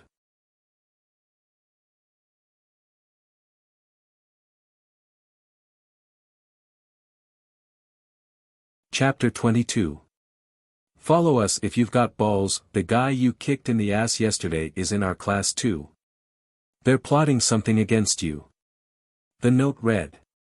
Lin Yi smiled after reading the note. He didn't think that Yushu was reminding him out of the goodness of her hearts. The girl was the type that wanted to see the world in chaos. She was probably trying to get Lin Yi to teach Pinliang and the others a lesson. Pinliang was probably annoying her to no end. The physics teacher was an old man in his 50s, but his knowledge was solid. Lin Yi had studied the content on his own before, but he was still able to listen to it with great interest. Pinliang called Xiaofu and Naipeo out after class, but didn't come looking for trouble with Lin Yi. Lin Yi, on the other hand, couldn't be bothered with them. Naipeo, what's wrong with you? Pinliang glared at Naipeo, pissed. Didn't I tell you to show him who's boss? What the hell are you doing? Don't talk about it, Liang bro. I was just about to put my foot out, trying to trip him up when he stepped on my foot. Motherfucker, it hurts. Naipeo said bitterly, it still hurts. You were discovered by him. Pinliang frowned. He'd just gotten kicked by Lin Yi yesterday, and he knew how strong Lin Yi was. Naipeo must have been in a lot of pain. I don't think so. He didn't even lower his head. Naipeo was suspicious as well. Fuck, I didn't think we'd fall into a country bumpkin's hands one after another. We'll block him in the washroom later. I'll show him the difference between piss and beer. Pinliang said hatefully. He'd been named one of the big four ever since he entered the school, and he'd never been taken advantage of like this before. And we'll show him the difference between shit and cake. Xiaofu added. The three were discussing when a man in black walked over with a cigarette in his mouth. I say, Liang, what are you guys doing? Having a meeting or something? Isn't this Brother Ming? Pinliang raised his head and saw one of the big four, Zhou Ruoming. The guy had done more bad things than Pinliang had ever done. He'd heard that he'd dragged a girl from his class into the woods and raped her in middle school. Zhou Ruoming nodded, enjoying the Ming bro. His family background wasn't as good as Pinliang's, but he was more ruthless and had a big brother in the underworld. That was why he was popular in school. Is there anything I can help you with?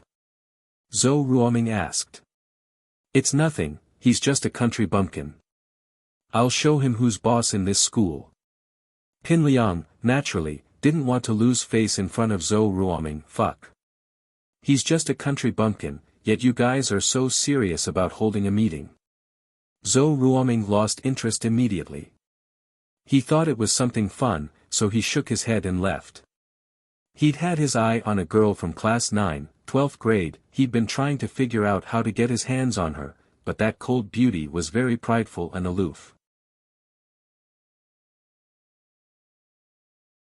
Ruoming was wondering if he should force himself on her.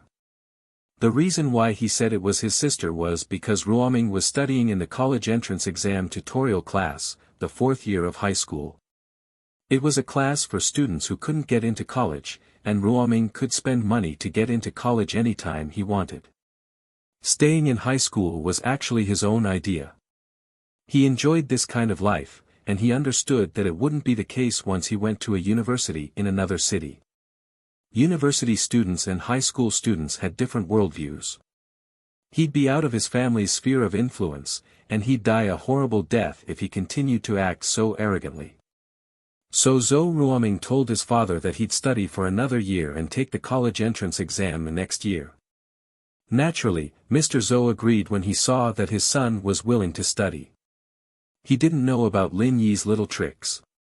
Lin Yi passed the 3 periods peacefully, with Meng Yao acting as if she didn't know him at all.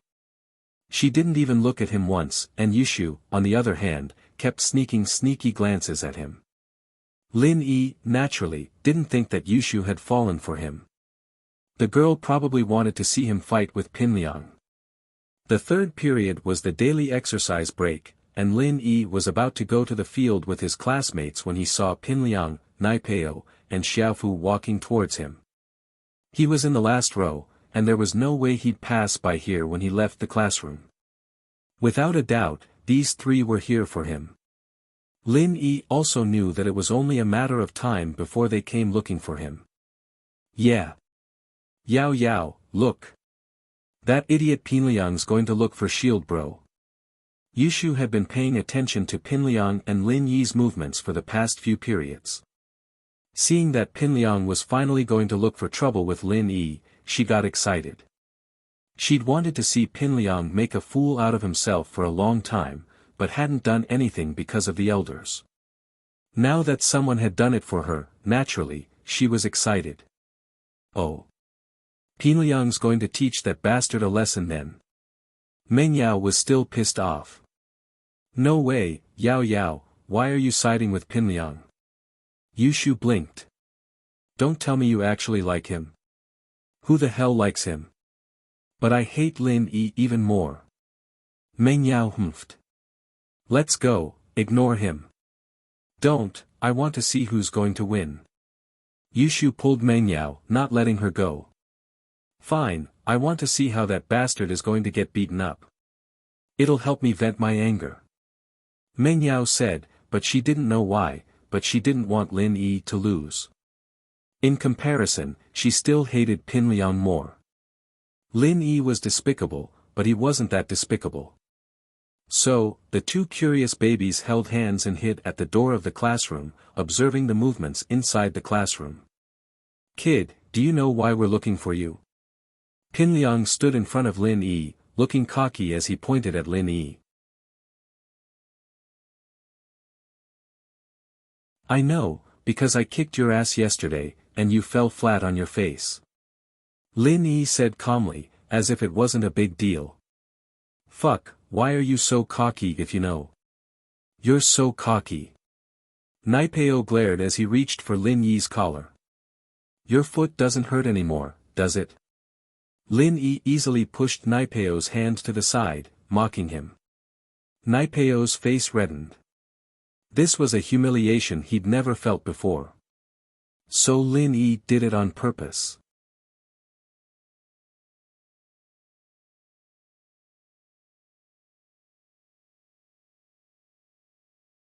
Chapter 23.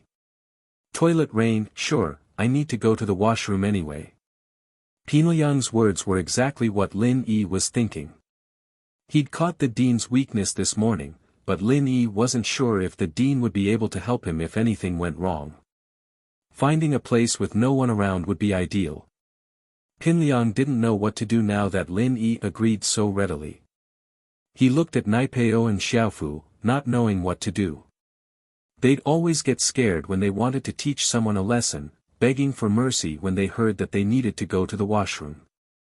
Lin Yi was the only one who said that he needed to go to the washroom. Let's go then. Pin Liang wasn't in a good mood, talking to Lin Yi didn't give him any pleasure at all. Yao Yao, look at Shield Bro. He's so cool. Yushu waved her little fists excitedly. We'll have a good show later. I think he's got a puncture to his brain. He's still acting like he's facing 3 people. Meng Yao curled her lips. Lin Yi and Pin Liang walked out of the classroom to see Meng Yao and Yushu standing at the doorway. Lin Yi didn't think much of it, he knew that Yushu was here to watch the show, but Pin Liang put on a fawning smile. Yao Yao, why are you here? Why can't I be here? I can be wherever I want, it's none of your business. Meng Yao rolled her eyes. What are you guys doing? Me? This country bumpkin doesn't know anything, I'm teaching him a lesson. Pin Liang didn't know that Lin Yi and Meng Yao knew each other, he thought that they didn't have a relationship. As far as Pin Liang was concerned, girls liked strong men. The stronger he was, the safer they'd feel. As a result, he'd always acted arrogant in front of Meng Yao, not knowing that it only made Meng Yao hate him more. Oh, you should really teach him a lesson then. Meng Yao glared at Lin Yi faintly as she spoke. Who told you to take advantage of me yesterday? Today's the day you get what you deserve, huh? Alright, alright. Pin Liang was overjoyed when he heard that Meng Yao agreed with him. So Meng Yao liked watching him bully others. It seemed like Meng Yao liked those kinds of students as well. If he'd known that she liked them, wouldn't he have gotten her way a long time ago? You can do it, Lin Yi, you can do it, Lin Yi, you can do it. Yushu called out at an inopportune moment. Pin Liang was speechless. Weren't these 2 sisters in the same group? So Yushu liked country bumpkins like Lin Yi? Pin Liang was pissed, but he pretended like he didn't hear anything. After all, he couldn't afford to piss off this girl. One punch from her brother could send him flying into space. Shu, why are you cheering for him? Meng Yao frowned. You cheer for Zhong Pingliang, and I'll cheer for Lin Yi. That's fair. Yushu said confidently. Lin Yi didn't stay for long. He turned around and walked into the men's washroom. Hey, can you guys stay here? Don't go to the washroom. Yushu didn't want them to go to the washroom. She wouldn't be able to watch the show. Pin Liang pointed at the washroom, meaning that Lin Yi was already in there. There was nothing he could do. He wanted to do it in the school hallway. It might attract the dean's attention, but he'd do it if he could win the girl's heart. In fact, students like Pin Liang were still afraid of the homeroom teacher and dean on the surface. After all, he was still a student. He wasn't as fearless as the hooligans in the real world. If the dean really did tell his father about his bad behavior, he wouldn't have a good time at home. But most of the time, the homeroom teacher and dean would turn a blind eye to young masters like him. They knew that they couldn't study, so they let them be as long as they didn't cause any trouble. Why don't you guys come in and watch? Pin Liang said after some hesitation. That's the men's washroom. Yushu pointed at the big men word. Liangyi, you're not asking us to make mistakes, are you? Pin Liang didn't like being called Liangyi, but he didn't do anything about it. He smiled. It's fine, everyone's in the exercise break. No one's going to the washroom at this time. We'll go in first. Pin Liang was afraid that Lin Yi would run into the washroom and lock himself in, so he quickly ran into the washroom with Naipeo and Xiaofu. Yao Yao, should we go in? Yushu didn't want to miss out on this exciting scene. She wanted to see Lin Yi beat up Pin Liang. I don't think that's a good idea. Meng Yao hesitated. After all, she'd never been to the men's washroom before. What's wrong with that? Didn't Pin Liang say that no one's going to the washroom at this time? Yushu grabbed Meng Yao's hand and ran towards the washroom. Man! Meng Yao sighed, feeling that something wasn't right. She had a bad feeling about this. Lin Yi really did want to go to the washroom. He drank a big bowl of noodle soup in the morning, and spent most of his time familiarizing himself with the classroom. He didn't have time to go to the washroom. This washroom was quite high class, with its own urinal. It wasn't like the latrines in the village. In fact, back in the village where Lin Yi lived, he could just go to the washroom anywhere.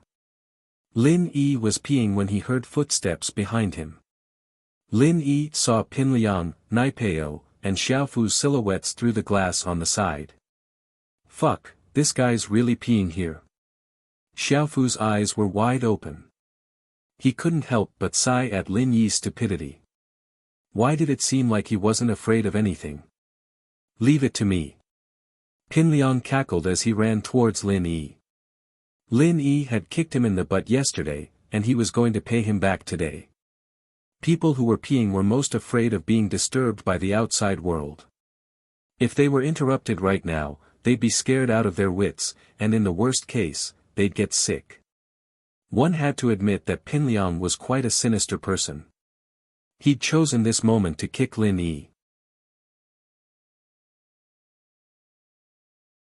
Not only would he be able to send Lin Yi flying into the urinal, but he'd also be able to scare Lin Yi out of his wits. Pin Liang was so happy that his mouth was crooked. He tiptoed towards Lin Yi. Lin Yi had seen Pin Liang's actions from the reflection of the glass window. He found it funny. When Pin Liang was behind him, Lin Yi turned around abruptly, clenched his teeth, and sprayed a stream of urine at Pin Liang. Ah! Pin Liang panicked. His plan was ruined by Lin Yi in an instant. He quickly dodged to the back. But how could Pin Liang compare to the speed at which he peed like a water gun? At the same time, Pin Liang felt like it was raining on his face, wet from the spray. The worst part was that he'd opened his mouth wide when he screamed, and now he'd drunk a mouthful of Lin Yi's urine. Pin Liang struggled to dodge, but his foot stepped on Lin Yi's urine. He slipped, and fell flat on his back.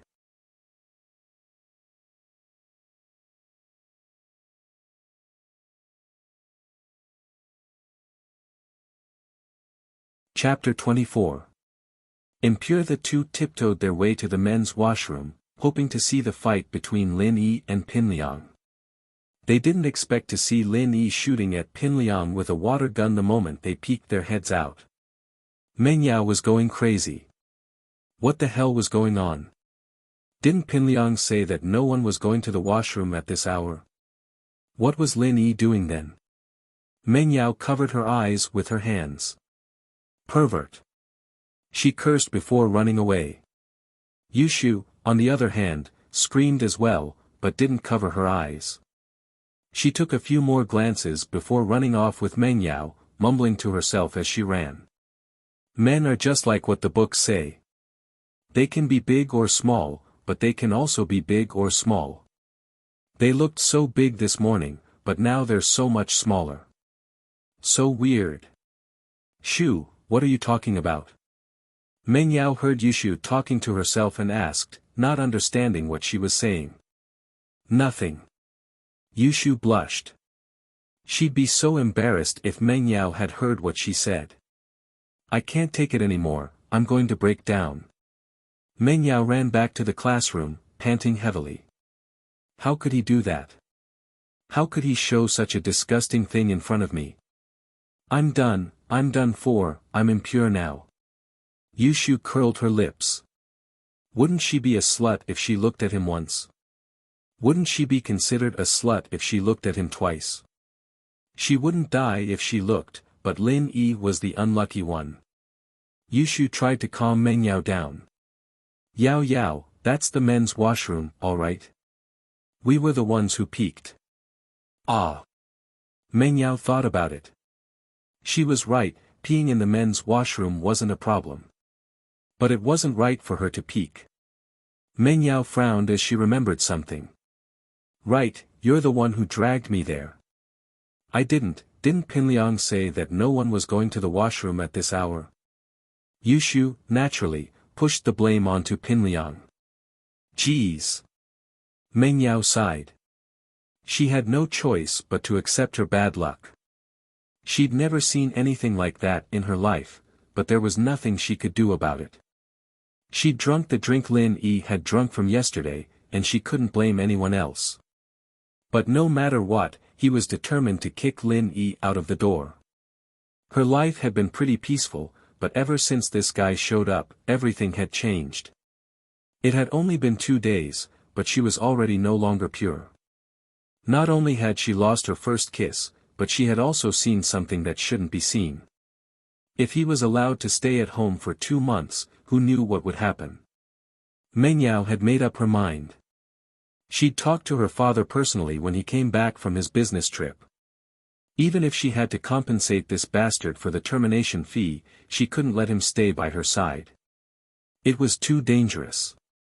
Pinliang's scream didn't affect Lin Yi at all, but Meng Yao and Yushu's screams, on the other hand, gave Lin Yi a huge fright. What the hell were these 2 girls doing in the men's washroom? Lin Yi frowned at the thought they were screaming when he went to the washroom.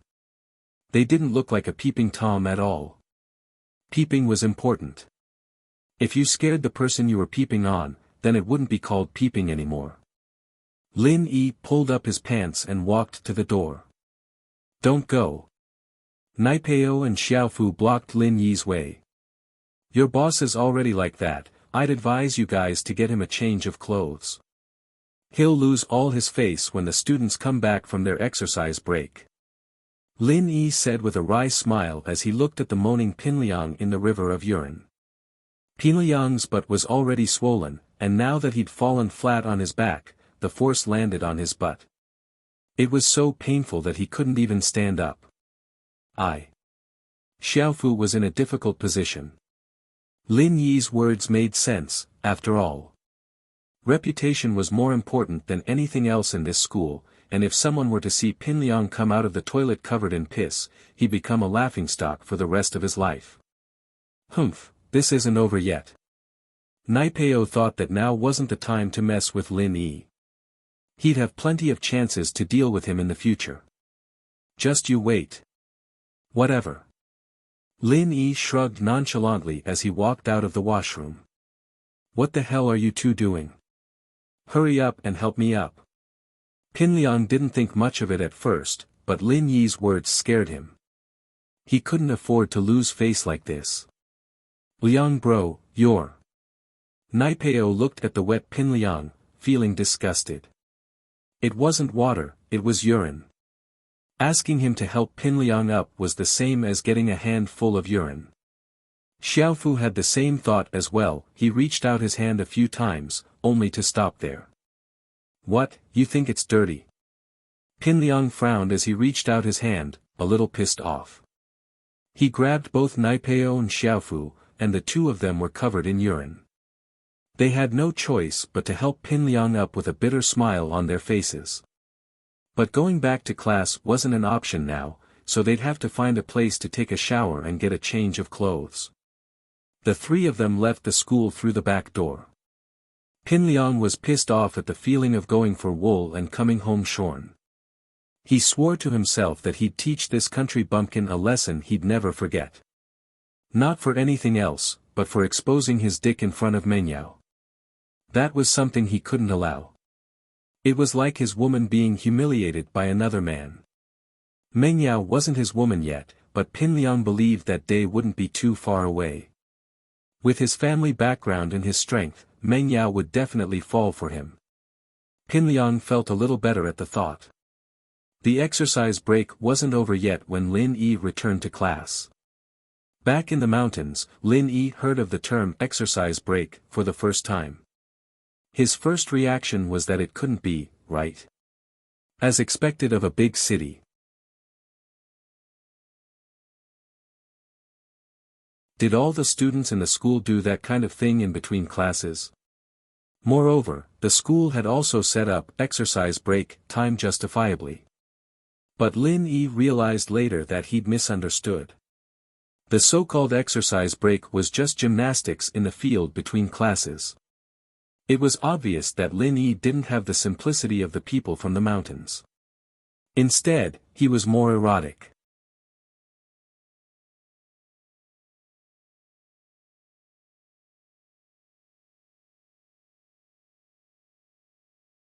Chapter 25. Worst friend. Yao Yao, look, I won. Yushu said to Mengyao as soon as she saw Lin Yi. What do you mean you won? Mengyao asked, confused. I bet Lin Yi would win. Yushu said, blushing as she looked at Lin Yi. She was bolder than Mengyao, but she couldn't help but blush at the thought of what she'd just seen. Mengyao didn't say anything, evidently still in shock. I didn't win, they just went to change their clothes. Lin Yi said before returning to his seat. He felt a little embarrassed today, letting the two girls see his dick. That was his treasure, something only his future wife could see, and yet they'd let them see it in advance. Pinliang didn't show up for the rest of the morning, and Xiaofu and Naipeo were nowhere to be seen as well. It seemed that the three of them had to go shower and buy some clothes. During lunch break, a guy with glasses sitting in front of Lin Yi turned around. Hey, bro, where are we having lunch? I don't know, does the school have a cafeteria? Lin Yi was just worrying about where to eat lunch when someone came to talk to him out of kindness. Lin Yi quickly asked. Yeah, I'll take you there. The guy with glasses offered his hand in a friendly manner. Let's get to know each other, I'm Kong Xiaobo. Lin Yi, nice to meet you. Lin Yi said as he shook Kong Xiaobo's hand. Mengyao and Yushu were nowhere to be seen after class, but Lin Yi didn't have to worry about them, no one could hurt them in school. The two walked out of the classroom shoulder to shoulder. Kong Xiaobo was quite the talker. Bro, which school were you from? I'm from the mountains. Lin Yi didn't hide his past at all. I don't think I've gone to school officially. It's very poor there, and there aren't any proper schools. Ah. Then your results must be very good. Kong Xiaobo looked at Lin Yi in surprise. One should know that there were only two kinds of students who could enter number 1 middle school. One was those who entered with high prices, and the other were those who entered with high scores. Needless to say, as long as they were willing to spend money, the school would definitely accept them. There were also a few types of students who entered with high scores. The most outstanding one was the one who was exempted from tuition and fees and had a scholarship of 1,000 yuan every month. Since Lin Yi said that his hometown was very poor and didn't even have a proper school, then it must be a very poor and backward place. Looking at Lin Yi's attire and tone, it didn't seem like he had a powerful background. It was even more impossible for him to have spent money to get in. The only possibility left was that he got in based on his results. Just a so-so. Lin Yi said with a wry smile. He couldn't explain too much about his identity, so he just let Kong Xiaobo think whatever he wanted. Ha, brother, you are too humble. Kong Xiaobo also got in to know.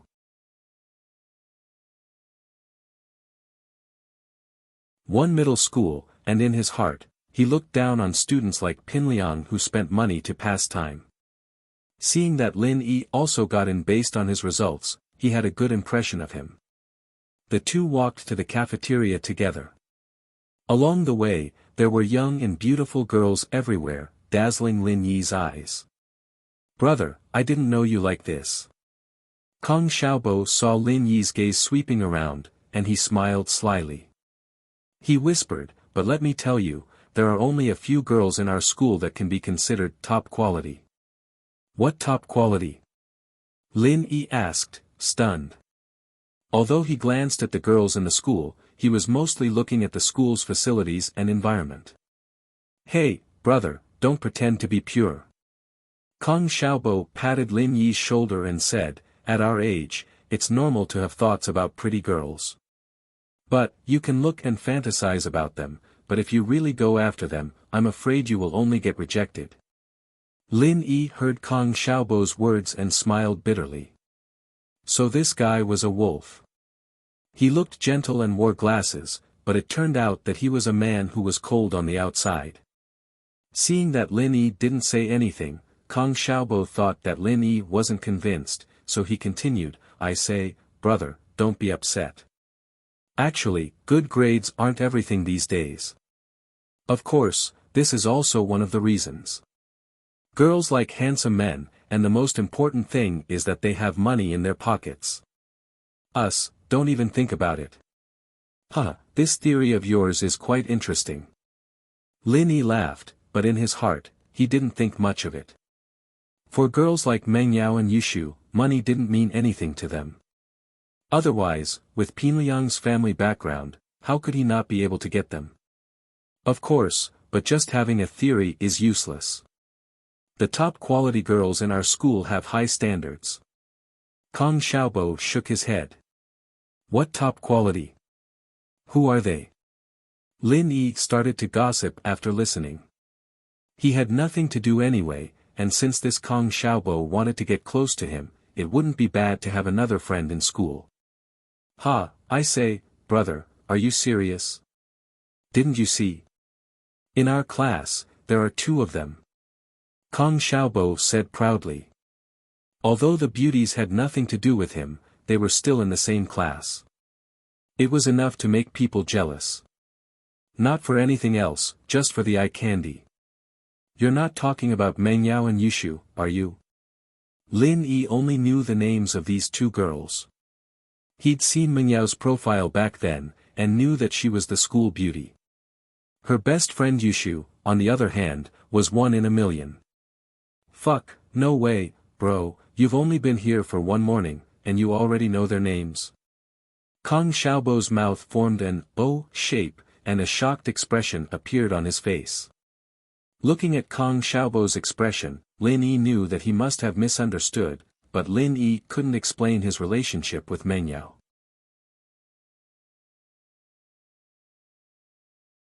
He had no choice but to accept the title of pervert.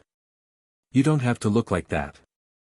Actually, I'm sure that 80% of the boys in our class have their dream girls. Kong Xiaobo smiled and pushed up his faded gold-rimmed glasses. But, the only one who dares to go after them is Zhong Pinliang. Zhong Pinliang's family is very rich, right? Lin Yi knew that the grudge between him and Zhong Pinliang was already set in stone. As long as he was protecting Meng Yao, the grudge would never be resolved, unless Zhong Pinliang gave up on Meng Yao. So, Lin Yi planned to learn more about Zhong Pinliang from Kong Xiaobo.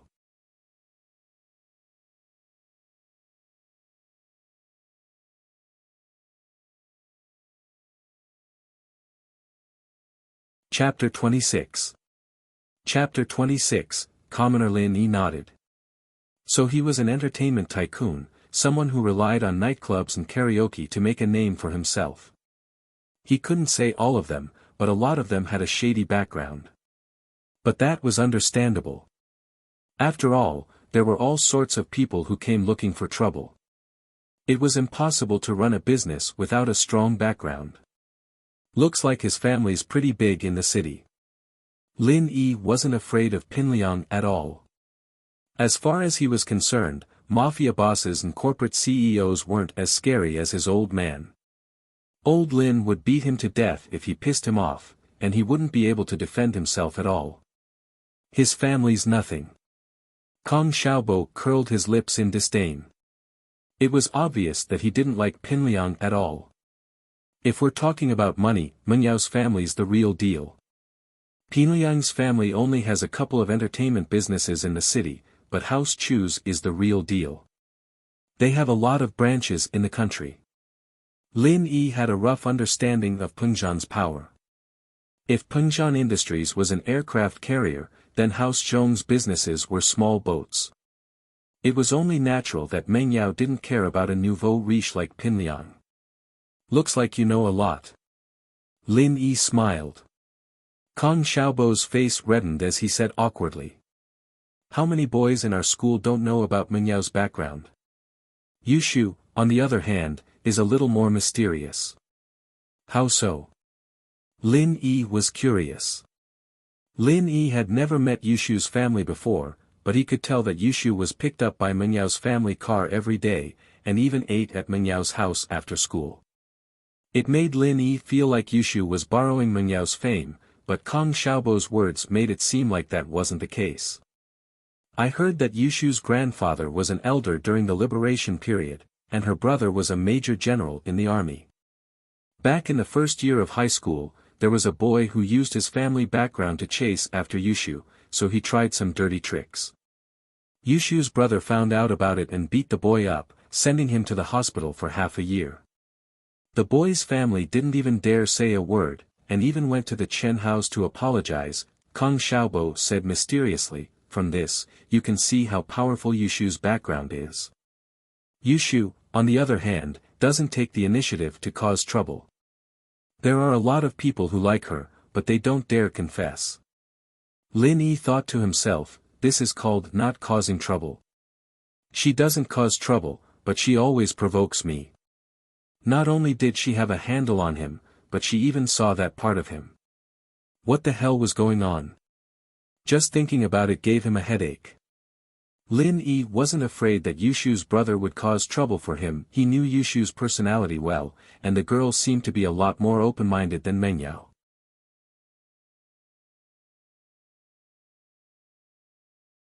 She wouldn't harp on things like this, but Mengyao. She probably hated him even more now, didn't she? Sometimes, Lin Yi would rather be Yushu's study companion than Mengyao. The miss was really hard to please.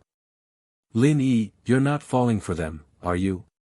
Kong Xiaobo patted Lin Yi's shoulder when he saw that Lin Yi wasn't saying anything. Lin Yi smiled bitterly, shaking his head. How could I? I've never thought about that. Wasn't this asking him to steal from the miss? It made Lin Yi feel a sense of guilt, as if he was a servant in ancient times trying to steal from the miss. But bro, if you really want to chase after them, there's another candidate. Kong Xiaobo whispered mysteriously. Who? Lin Yi asked casually, not because he cared, but because he wanted to know more about the school through Kong Xiaobo's mouth. Tang Yun from 12th grade class 9. Kong Xiaobo cleared his throat. Our school's poor school beauty. She's pretty, but just like us, her family isn't that well off. She wears her school uniform every day, and she doesn't dress up, but that doesn't hide her beauty. Tang Yun. Lin Yi was taken aback. It was a pretty name, but he didn't know if she was as pretty as Kong Xiaobo said. Of course, compared to the two princesses, Mengyao and Yushu, Tang Yun doesn't stand out that much. Kong Xiaobo's voice was a little rushed and excited when he mentioned Tang Yun. But compared to them, she's closer to us. In a school like No. 1 middle school, there were children of the rich and the poor. Unknowingly, they were divided into two factions. Some rich young masters gathered together and chased after beauties all day long, playing games with life. After graduation, they could use their money and family connections to get into their ideal university, or even study abroad. Poor kids, on the other hand, had to work hard every day to get into their ideal university. Most of the poor students were dismissive of the idle rich second generation, and these rich second generation would also be dismissive of the nerds who only knew how to study all day long. But this wasn't absolute. There were rich kids who studied hard, and there were poor kids who fought in the underworld. But birds of a feather flocked together. Pingliang's lackeys were all from rich families and government officials, just like him. As a result, to Kong Xiaobo, chasing after Mengyao and Yushu was just an unattainable dream. Tang Yun, the commoner school beauty, was the one they could reach out to. Lin Yi sighed as he looked at Kong Xiaobo's hopeful smile. The school wasn't as simple as he'd imagined it to be. It was full of interests and conflicts. You like her? Lin Yi smiled. It's nothing to be ashamed of. I can guarantee that most of the boys in this school have wet dreams of Tang Yun, Kong Xiaobo said with certainty. Bro, you'll know when you see her. Chase after the commoner school beauty.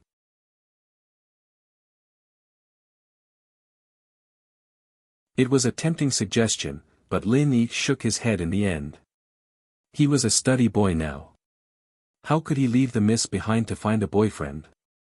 Even if Pengzhan didn't say anything, old Lin wouldn't let him go just like that. One shouldn't be too much of a jerk. It was better to keep a low profile. Plus, the situation wasn't clear yet. He didn't know what Pengzhan was planning. He couldn't be thinking of using his job to steal the miss, could he?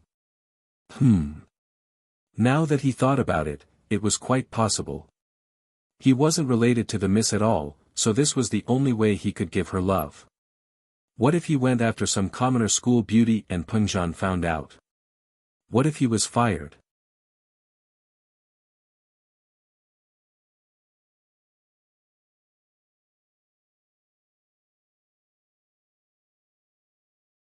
Chapter 27.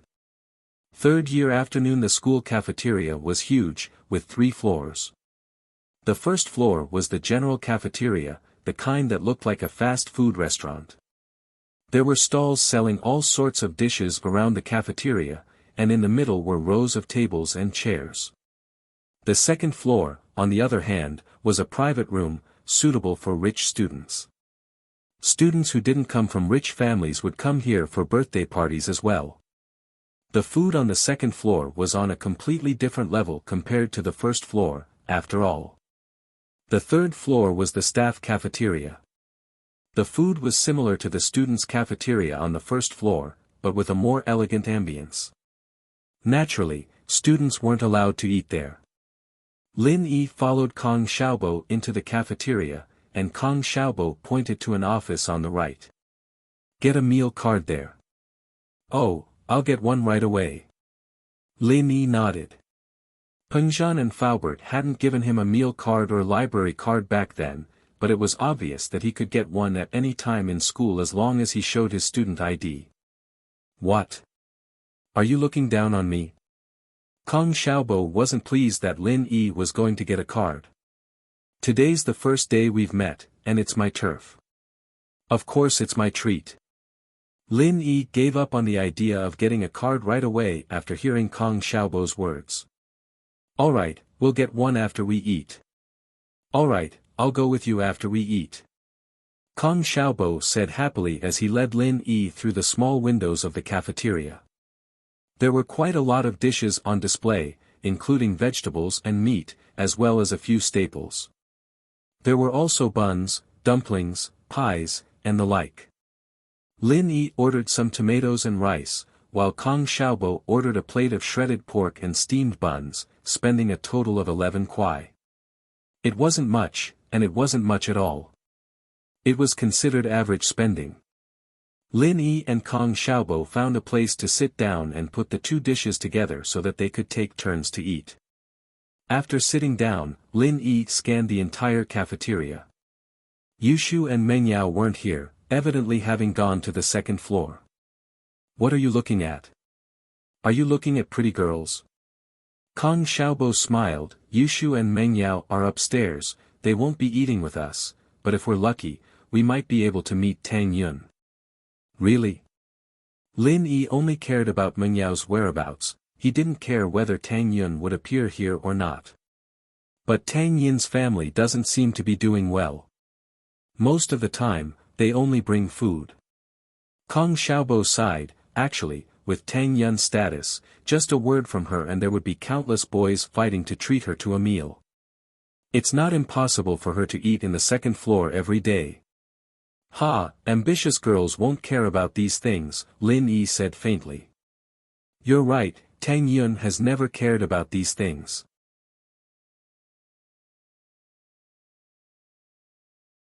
It's rare to find a girl like her, Kong Xiaobo agreed, but the more she is like this, the more boys will like her. This kind of girl who doesn't like to be greedy is exactly what we students like. Unfortunately, Tang Yun didn't appear even after lunch. Lin Yi didn't mind, but Kong Xiaobo felt slightly regretful. Many students were like Kong Xiaobo, coming here every day to eat, hoping to see Tang Yun. It had become a kind of expectation. Mengyao and Yushu, on the other hand, were walking down from the second floor arm in arm, attracting a lot of attention from the boys. But to most of the people here, they were princesses high up in the sky, unreachable. Many boys didn't even dare to look at them directly. Lin Yi watched the two walk out of the school cafeteria and went to the management office with Kong Xiaobo. Lin Yi, you were staring at Yushu and Yushu just now, right? Kong Xiaobo asked. I was just looking. Lin Yi was a little embarrassed. Ah, you'll understand in a few days. They are not our princesses. Tang Yun is. Kong Xiaobo looked at Lin Yi sympathetically. But when he first entered the school, didn't he also have a crush on Yushu and Mengyao? But as he grew older, he understood the difference between them. Everyone was equal, it was a beautiful fantasy. As long as one was slightly more mature, they would understand that there was never equality between people. Wine and meat went bad in the rich, and there were frozen bones on the road. This wasn't a joke, it was a fact.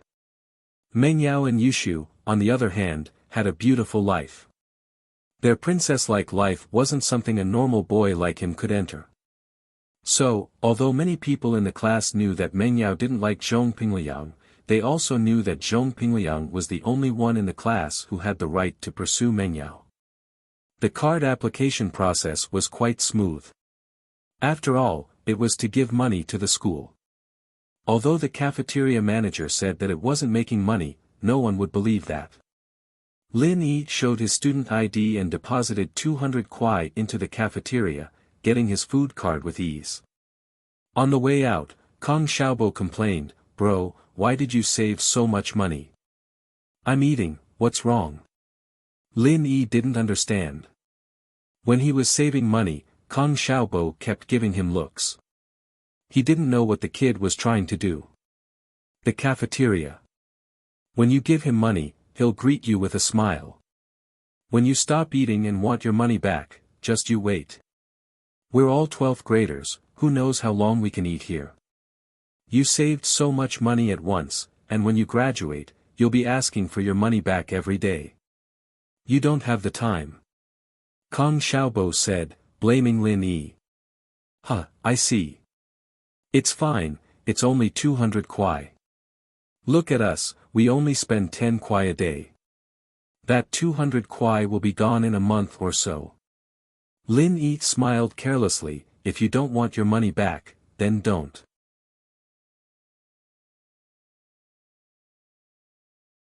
Worst comes to worst, we won't eat for a day and just eat here.